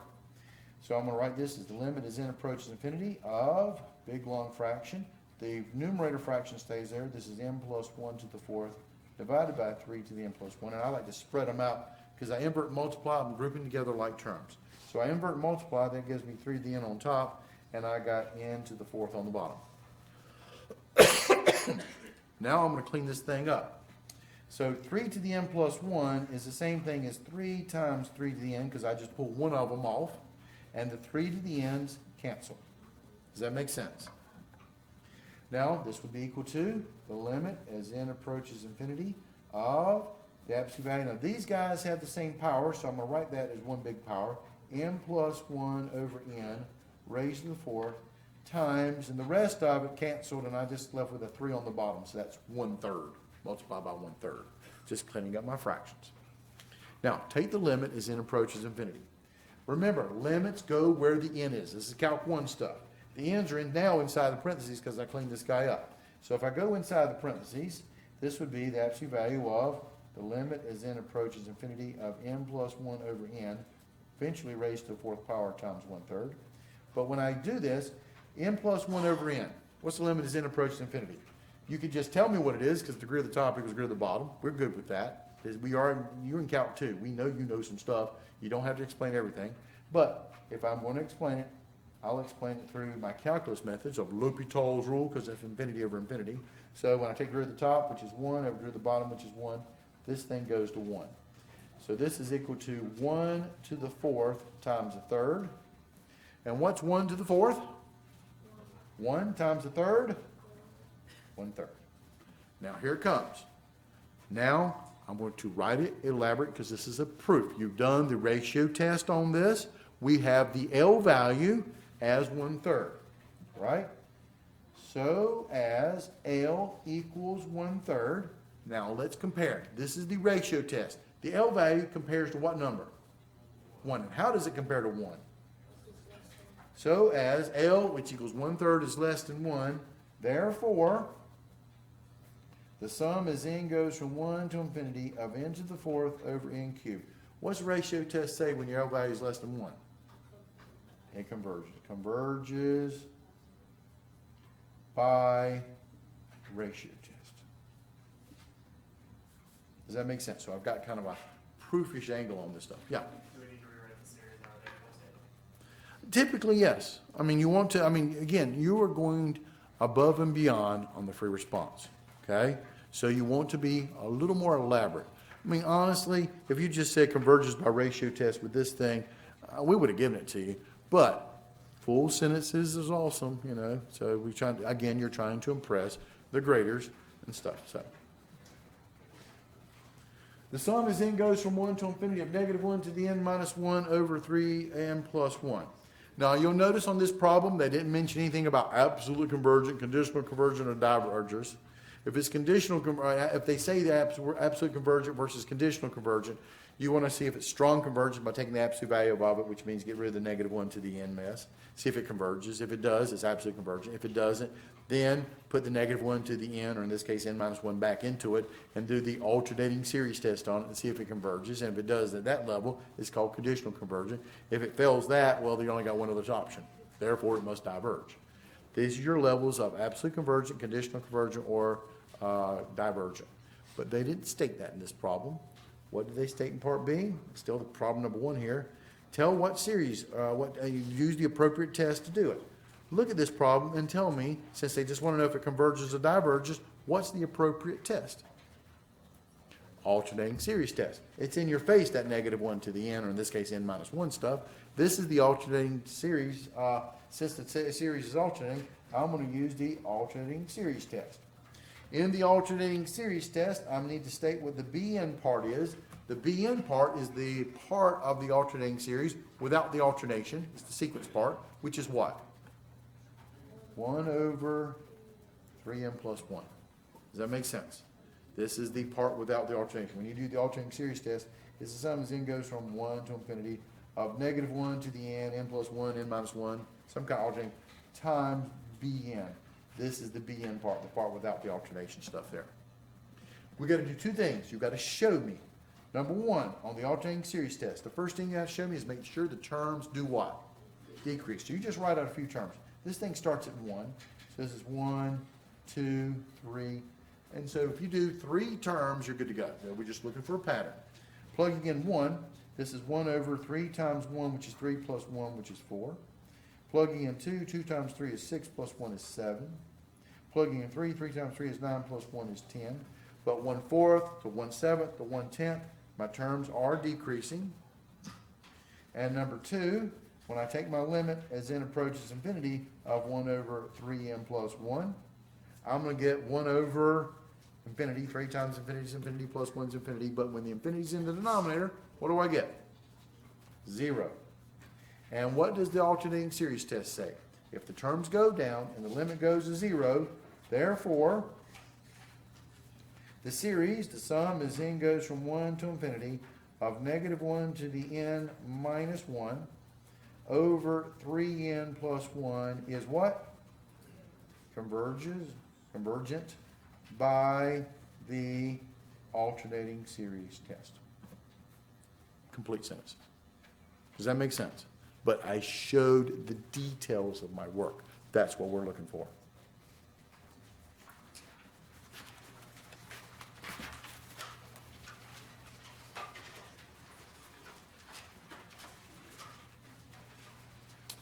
Consider the region in the first quadrant bounded by the curve, kind of bounded above by the curve y equals e to the x, below by the line y equals 1, for 0 is less than or equal to x, which is less than 1.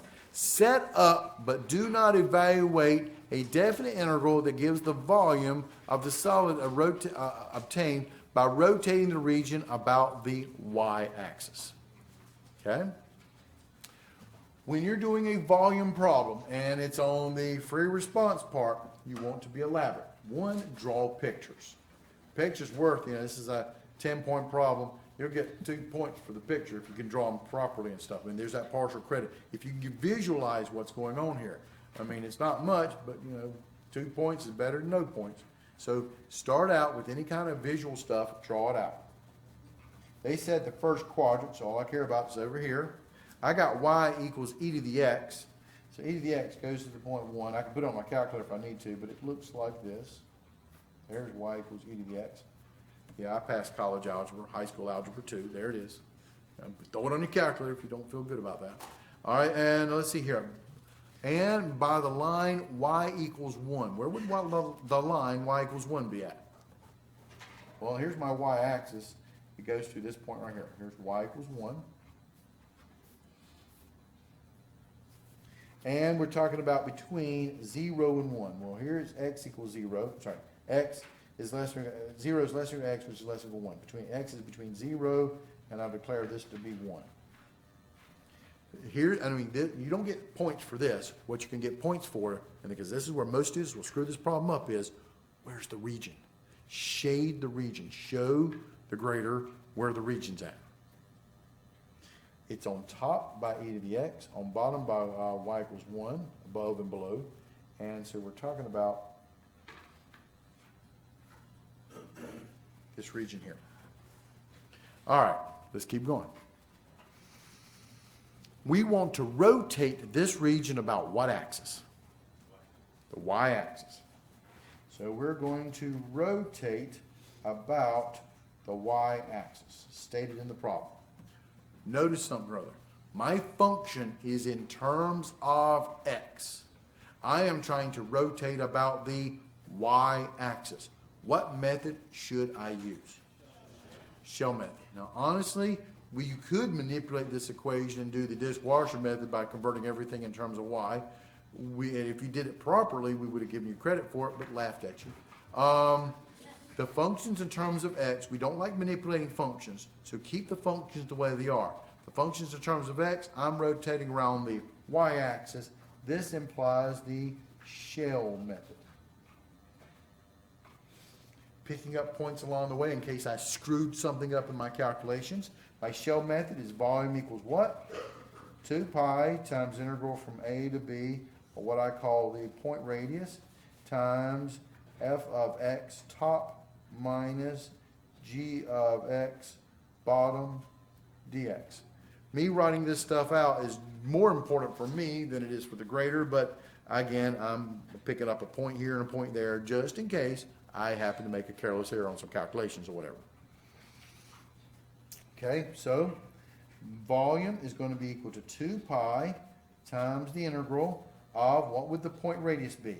The point radius is an arbitrary point inside my region, and it's the distance between that point back to the axis of rotation, in this case the y-axis. If you'll notice the point radius, and now I'm moving in the x direction, so we're really focusing on x, so it's right minus left, x minus 0, but anytime I'm rotating around the y-axis, my distance is going to be x, especially when the region's on the right. Does that make sense? So it's x minus 0, or my point radius is just x. Times, let me just stop for a second there. What if I put the region over here? What would have been my point radius if my region was in the second quadrant? Very good, minus x. It would have been 0 minus the point in the middle, x. 0 minus x, or negative x. And when you integrated it, you would have discovered, if you screwed that up, that the sign was backwards. If you get in volume that's negative, you screwed up something or other. Typically, top, bottom, or right, left is backwards. Okay? But my point radius is x. The function on top is e to the x minus the function on the bottom is 1. And because they're single terms, I don't need to put parentheses around them, but if I have multiple terms on it, I want to put parentheses, because that negative would distribute dx. And what would my bounds be? My bounds, or this is dx on x numbers, is 0 to 1. And if you notice what they were looking for, they didn't say use your calculator integrate or anything like that, because this one, I mean, personally, I would have said you integrate by hand, because if you integrate this thing by hand, what technique of integration would you use? No. It's by parts. Now, I can integrate e to the x, but when I chuck an x out in front of that, that's by parts. So I would distribute this. This would be x e to the x minus x. So x e to the x, I can do integration by parts. Integral x, I can do that. That's x squared over 2. And then plug in top, plug in bottom. If they asked me to show my work, well, they must have been lightweight on these people, because all they said was, quote, set up but do not evaluate the integral. There it is. That's what they wanted. Does that make sense? But that was a big part of Chapter 7, was setting up these integrals for the work and stuff like that. Okay, turn page. Oh, thank goodness. A tank problem. Awesome. All right, good practice. Make sure you know how to pump stuff out of a tank. A tank in the shape of a right cylindrical cone sits with its base at ground level and its vertex at 4 meters below ground level. The base has a diameter of 4 meters. The tank is full of water.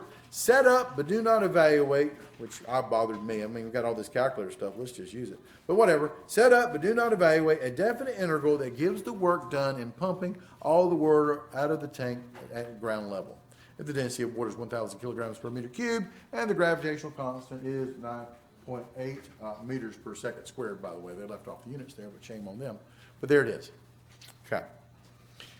Now, there was more than one answer we would take for this. It depends on how you set up your coordinate axis. They were trying to be particular on this overly wordy stuff to put a particular type of coordinate axis. So this is I'm going to show you what they wanted you to do on this problem, but then I'll show you what most of my students did, which still got 100% full credit for it. So let me show you.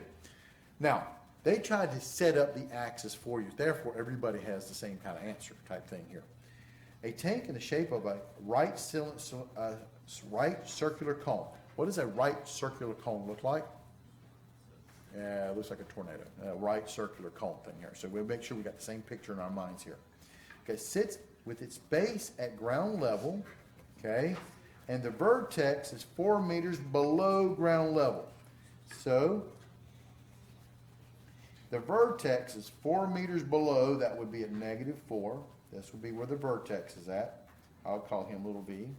And the base is at ground level. So my x-axis is what I'm calling ground level. And the base has a diameter of 4 meters. Diameter is the distance all the way across. Does that make sense?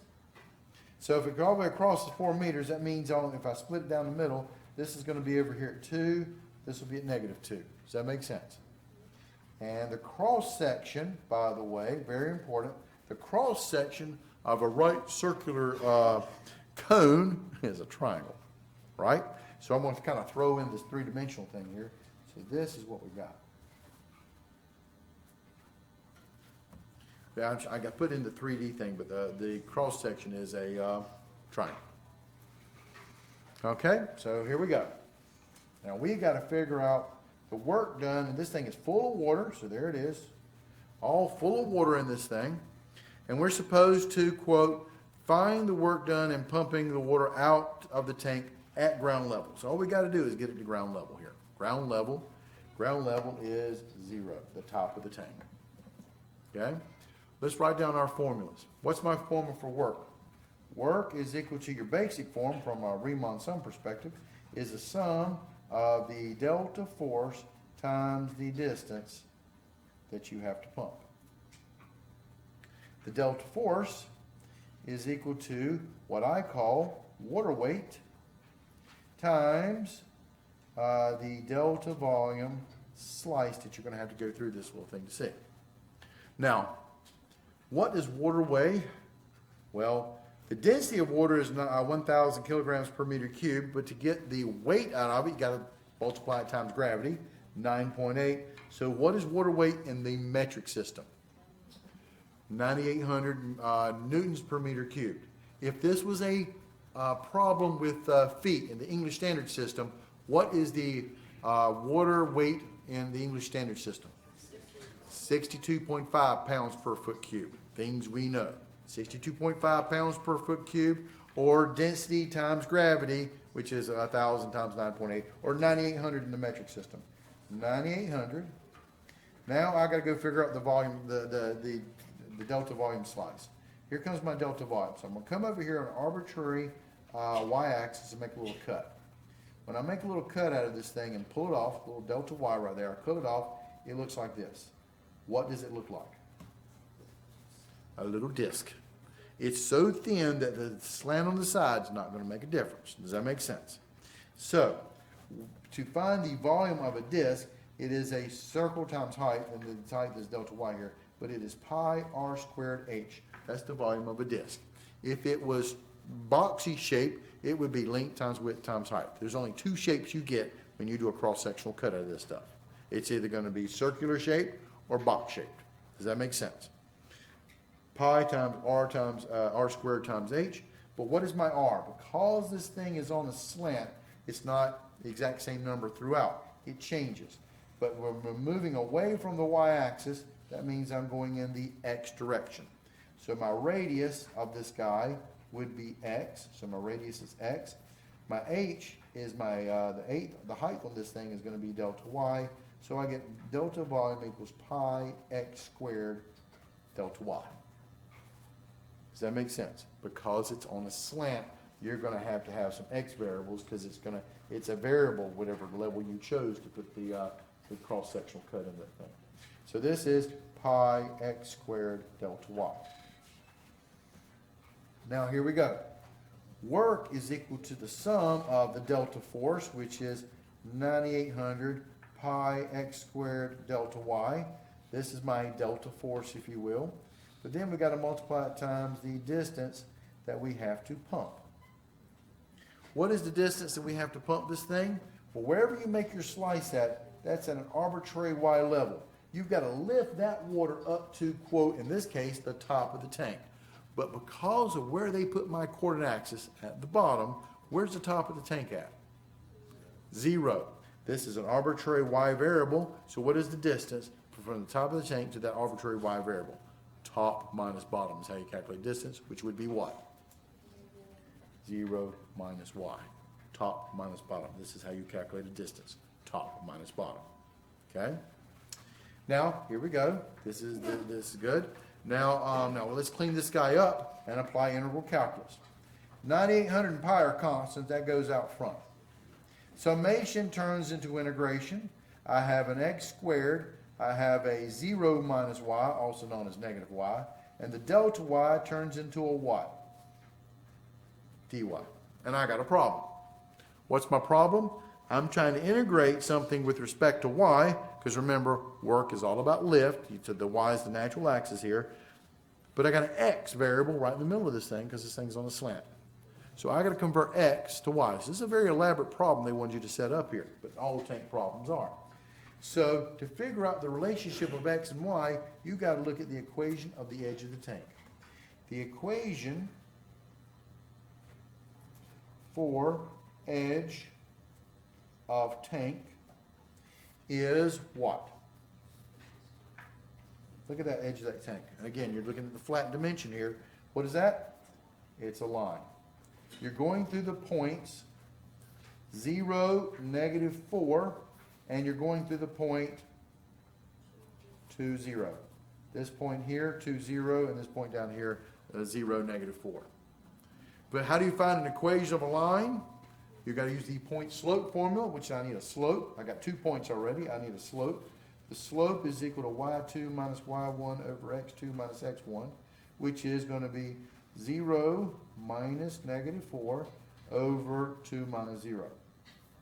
So my slope is going to be 0 minus -4 is going to be 4. 2 minus 0 is 2. 4 divided by 2 is 2.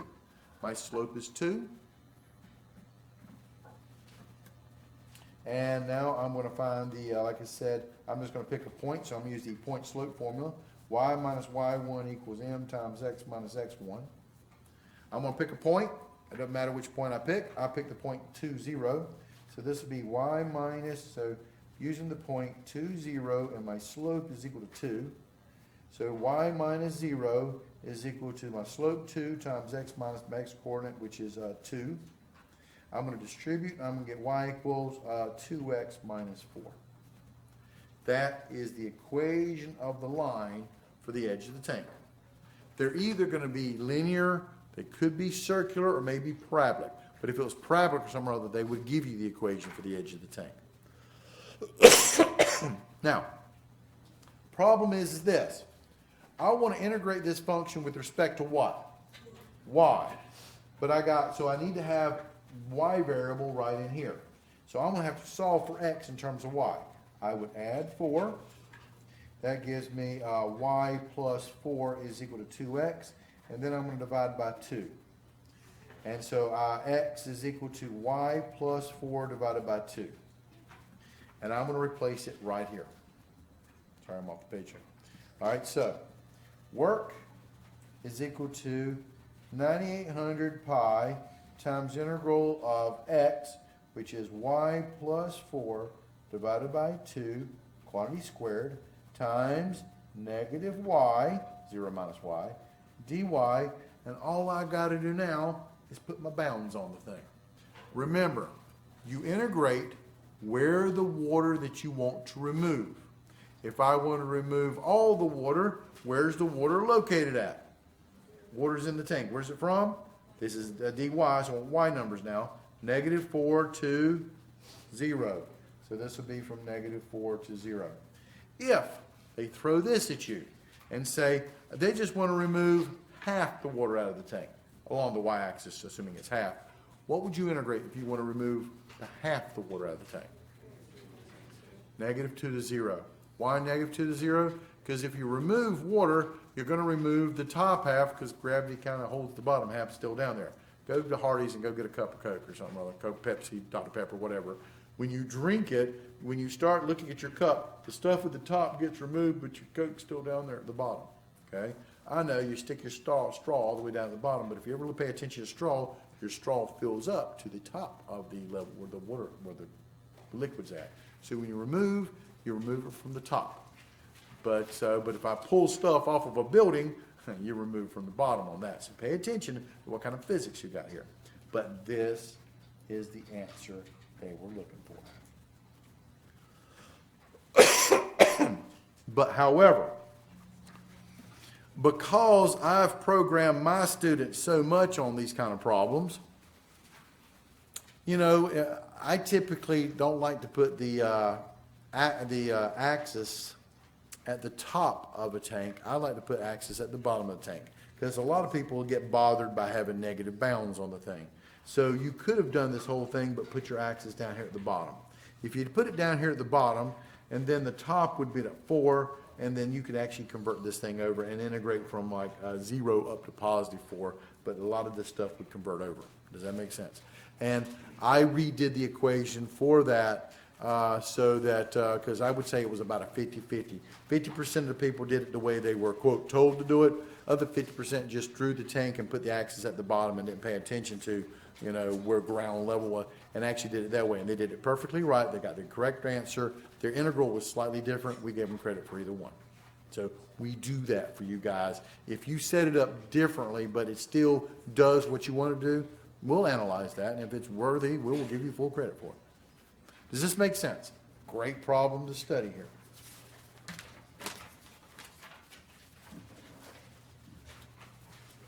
Oh no. Another series question. Oh my goodness. I'm glad you guys had that test just the other day. All right, so use the expansion of, and they went ahead and gave you a nice one here, which this is unusual. I'll let you know why. Use the expansion of e to the negative x squared, which is now 1 minus x squared plus x to the 4th over 2 factorial minus x to the 6th over 3 factorial plus ... to obtain an expansion for the integral of e to the negative x squared. Now, the reason why, let me blow this up so you guys can see this in the back here. Now, usually we do this to you guys. I'm going to let you know what we like to do to you guys on the exam, but the problem is now it gives us too many parts, so they shortened it up here. Usually they say, first, write down the Maclaurin series for e to the x. You're supposed to have that memorized, because if you don't have that memorized, you can just chunk these 10 points out of the way, because you just lost it. Then, step 2, knowing that you have the power series or Maclaurin series representation for e to the x, now write a Maclaurin series for e to the negative x squared. So all I got to do is replace all my x's with negative x squared. Then, part 27 here would be find a series expansion for the integral of e to the negative x squared. Does that make sense? So they usually make you guys do this stuff in steps because we have a part A, part B, and a bunch of other stuff. They decided to shorten it up a little bit, and they just went ahead and gave you this guy here. But this is why you love power series. They're easy to manipulate, and this is how, you know, our computer science majors in here should be excited about this stuff because it's all about programming, how we get calculators to do all the things they do. The fact is, e to the negative x squared doesn't have an antiderivative out there in the universe. There is no function out there. When you take its derivative, you get e to the negative x squared. So if you try to integrate e to the negative x squared, you can't. So how does the calculator do it? It converts it into a Maclaurin series.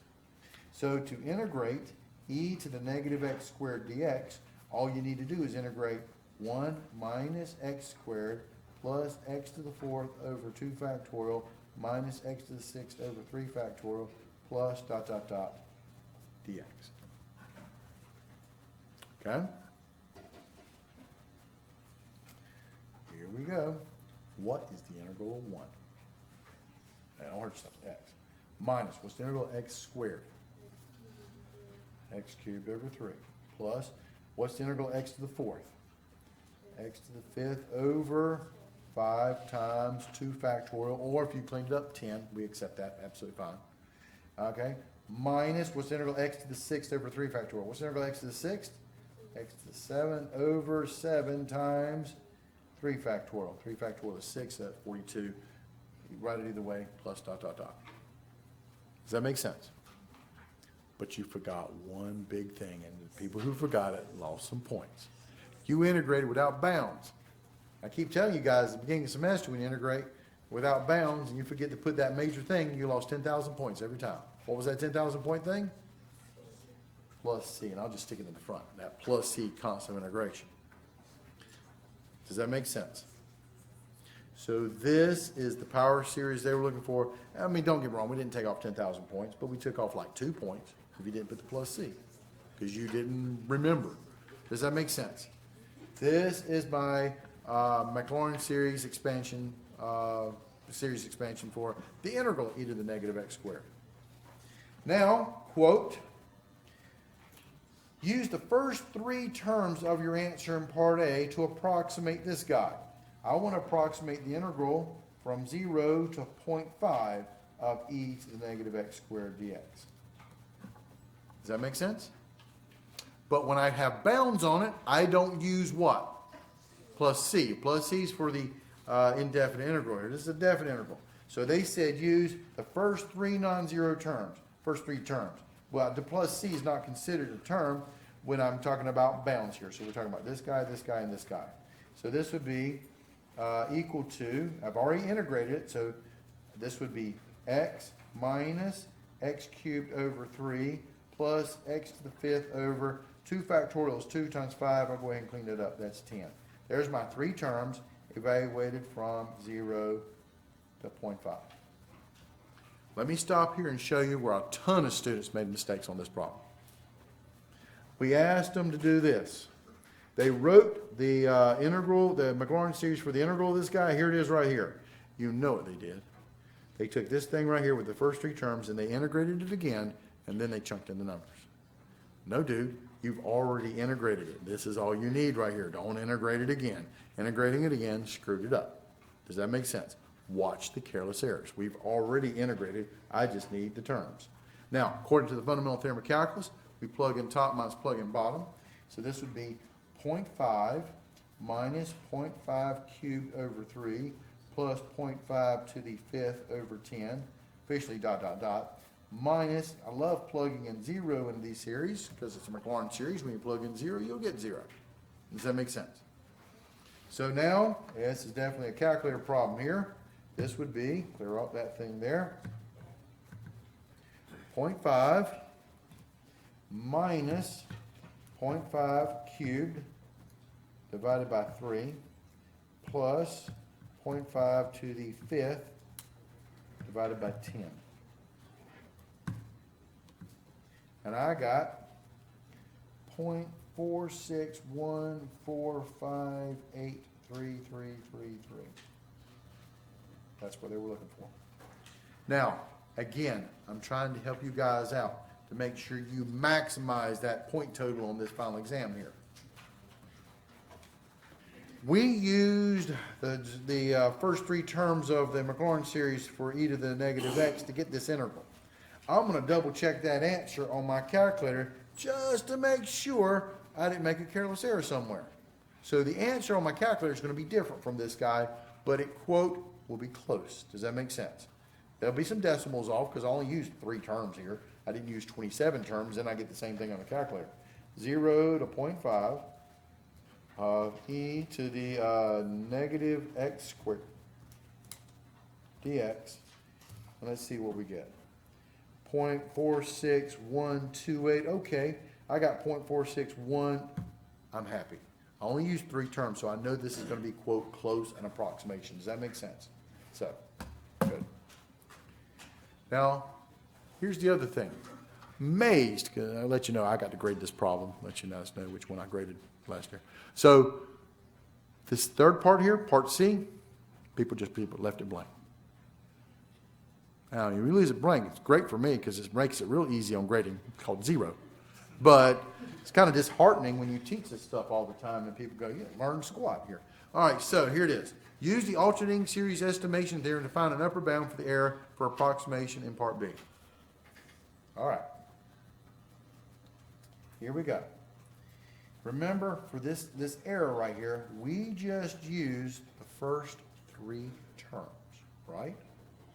So, the integral between 0 and 0.5 of e to the negative x squared dx used, and I'm just rewriting it for your benefit here, the first 3 terms. It used x minus x, what was equal to, here we go. Let me just put it in here.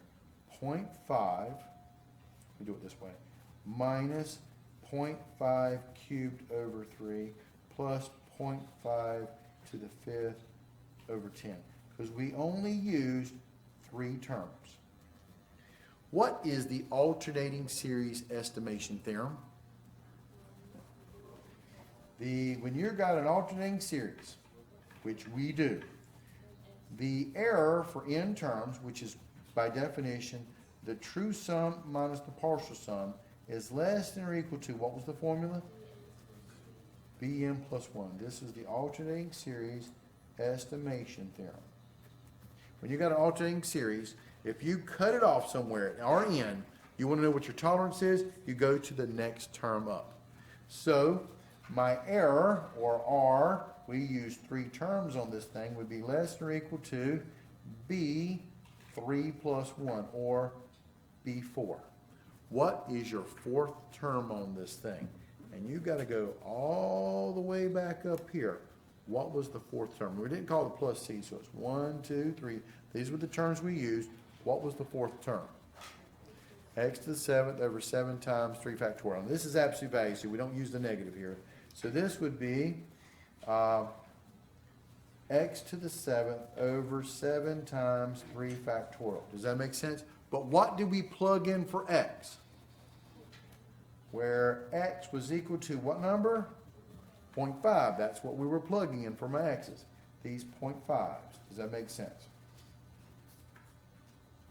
So this would be, so my error for the first 3 terms would be less or equal to 0.5 to the 7th over 3 factorial is 3 times 2 times 1, which is 6, times 7 is 42. So this will be the answer we're looking for. It's 0.5 to the 7th divided by 42. And what did you get? All right, 1.86 e negative 4. And we would have taken that, 1.86 e negative 4. But for us real people in math, that would be 0.0003. 4 decimal places left makes 3 zeros, 186. This was the error. This thing was accurate to 3 decimal places. Does that make sense? Yes, ma'am. Oh, okay, speak a little bit louder so I can hear you. Are there any points taken off if you put equals instead of less than equals? No. I mean, in terms of so many people left this blank, anywhere close to this kind of answer, we were ecstatic. So, no, we didn't take off any points for less than or equal to versus equal to. But the official theorem does state less than or equal to. This is an upper bound. That's where the inequality comes from. And they even mentioned this word upper bound, so it's an implied less than or equal to with that. Does that make sense? Questions? All right.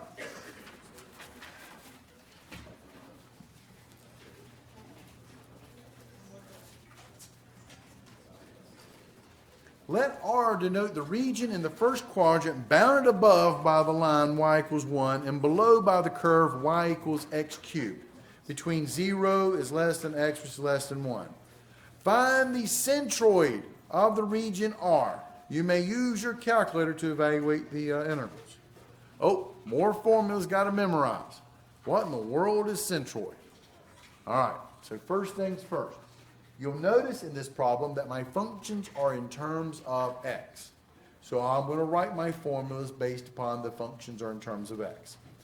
Now, there are 4 formulas you need to know for the word centroid. You need to calculate the mass. The mass of a function is equal to the density times area. So density, I'll use English words here, times area. But in this particular section, we used a particular notation for density, which was called rho, a Greek letter. Looks like that. Looks like a P with a little curly Q on it. Okay, rho times the area. But how do I get area of a region? It's the integral of top minus bottom dx from A to B.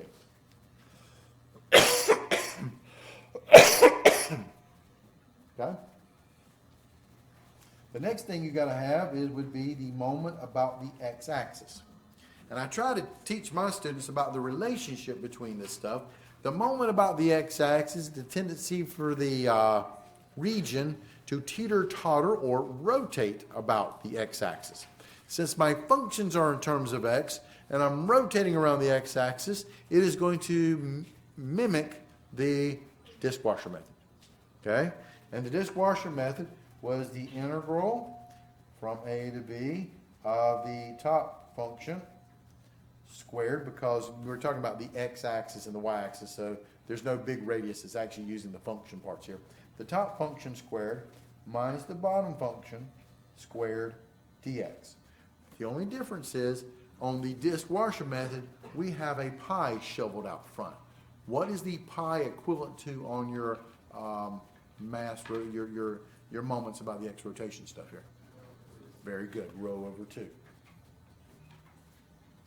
And the third formula is the moment about the y-axis. The moment about the y-axis is the tendency to teeter-totter around the y-axis, which the function's in terms of x, and I want to rotate around the y-axis. What method am I going to use?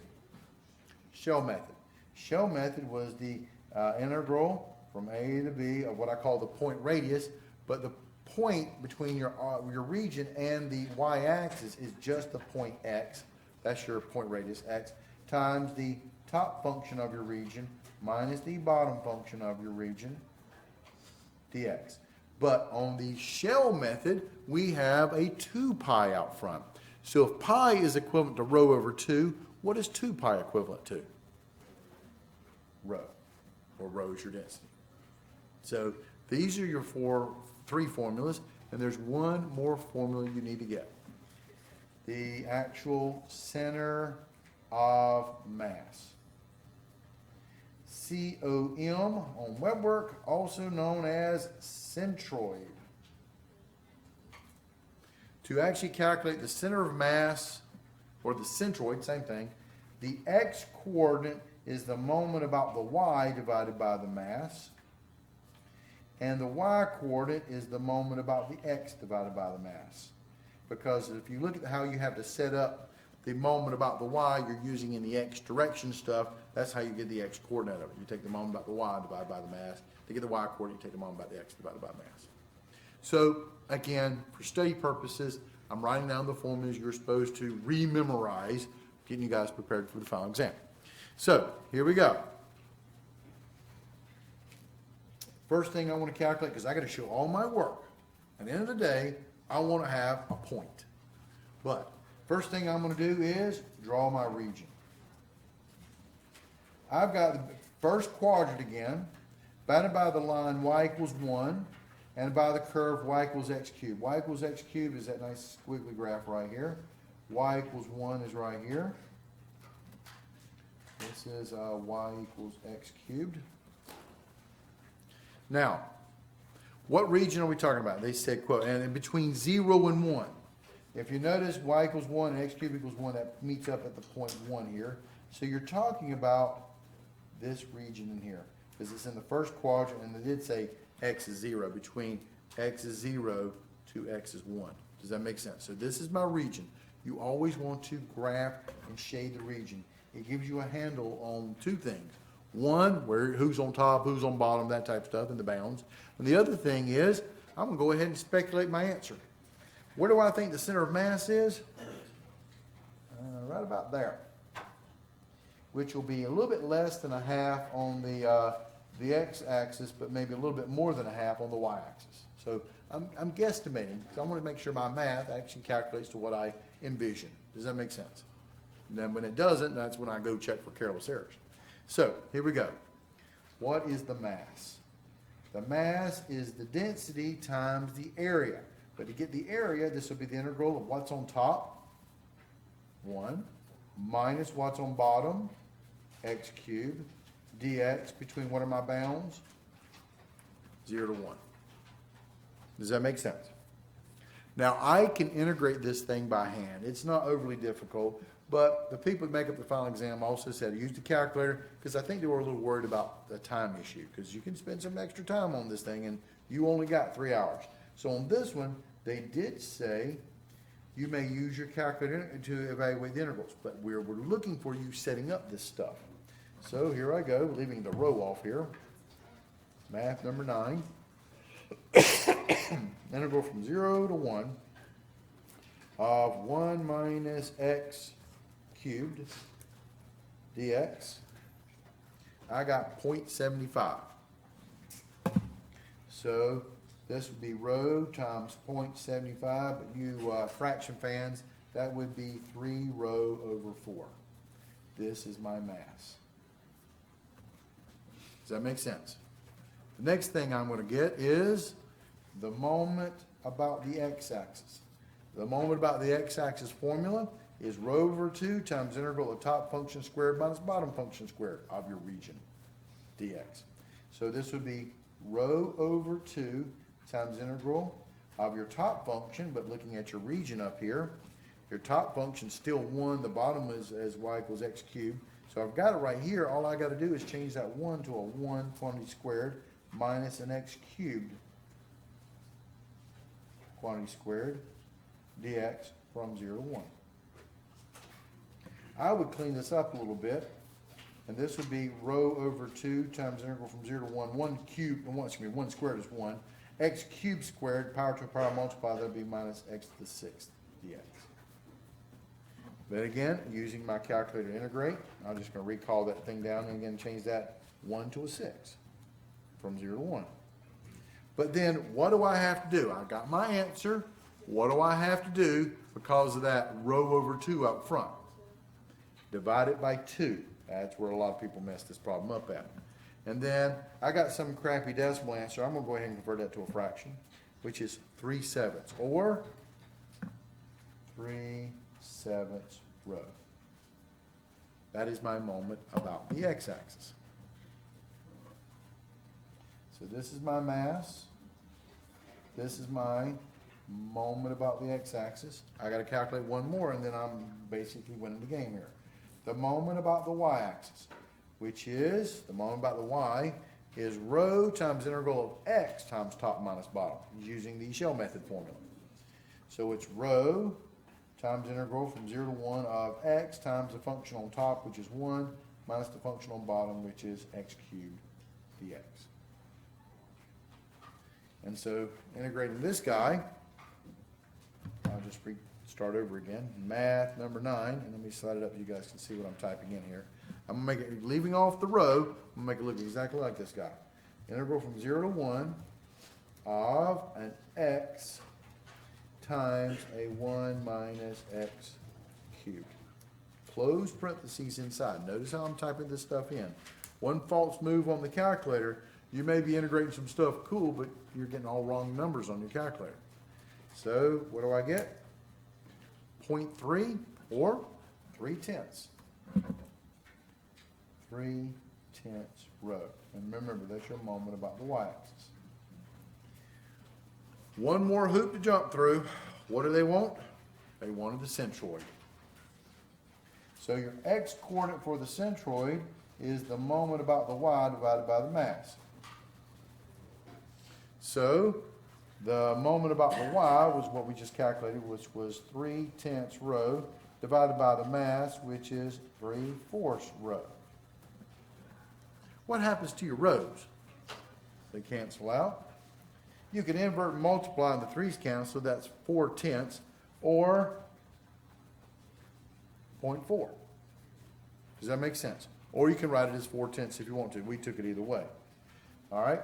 And if you don't believe me, you people that are scared about life and no math and stuff, 3/10 divided by 3/4, it's still 0.4. Okay, good. All right, so now the y-coordinate would be the moment about the x divided by the mass, which is equal to, the moment about the x-axis was this 3/7 rho, divided by the mass, which is 3/4 rho. Again, the rows cancel. Invert and multiply, and that gives you pretty much 4/7. Or if you wanted to go decimals on this thing, 4/7 is an awful decimal. 0.5714285714. So my center of mass, centroid, is the point 4/10, which is also known as 2/5, 4/7, or for you decimal fans, it is 0.4, 0.5714285714. And remember what I mentioned to you guys before about double visualizing this answer. 0.4, there's 0.5, so 0.4 will be a little bit less on the x-axis, and 0.57 a little bit more than half on the y-axis, which is exactly where I was anticipating my answer to be. So I am very happy with my center of mass answer here. Does that make sense? But we were looking at all the work and all the details on showing this thing. Now you'll notice that this is the last question on the exam. Now I went out of my way to be a little more elaborate, but in certain problems I could slow down and speed up. I've got 3 hours for this thing. I've taken about what? 2.5 hours for this so far, and I gave you guys deep explanation and drew everything out and tried to write down the formulas. You guys need to do more on this stuff. Now, like I said, you need more pumping problems or whatever. Typically, setting up the problem, we will, if you set it up differently than what we traditionally set up at, because you change your axis, that's the only way it changes. And if you set it up right, we're going to give you full credit on that. So just make sure that you know how to set up pumping problems. I'm telling you, pumping problems, spring problems, it's going to be on there. Volume rotation, make sure you know your dishwasher method, and go back and remember your arc length formulas and your other formulas and stuff like that, like fundamental theorem of calculus and stuff. So please study, and don't let this be the only exam you guys study. There's more exams out there. Now for my guys, don't forget, where's the exam at? For my students, Maclaurin 124. The exam starts at 3 o'clock. You guys have to be there at 2:30. And make sure you go to your respective classrooms of your professors too. Study hard, and I'll see you guys in the funny papers.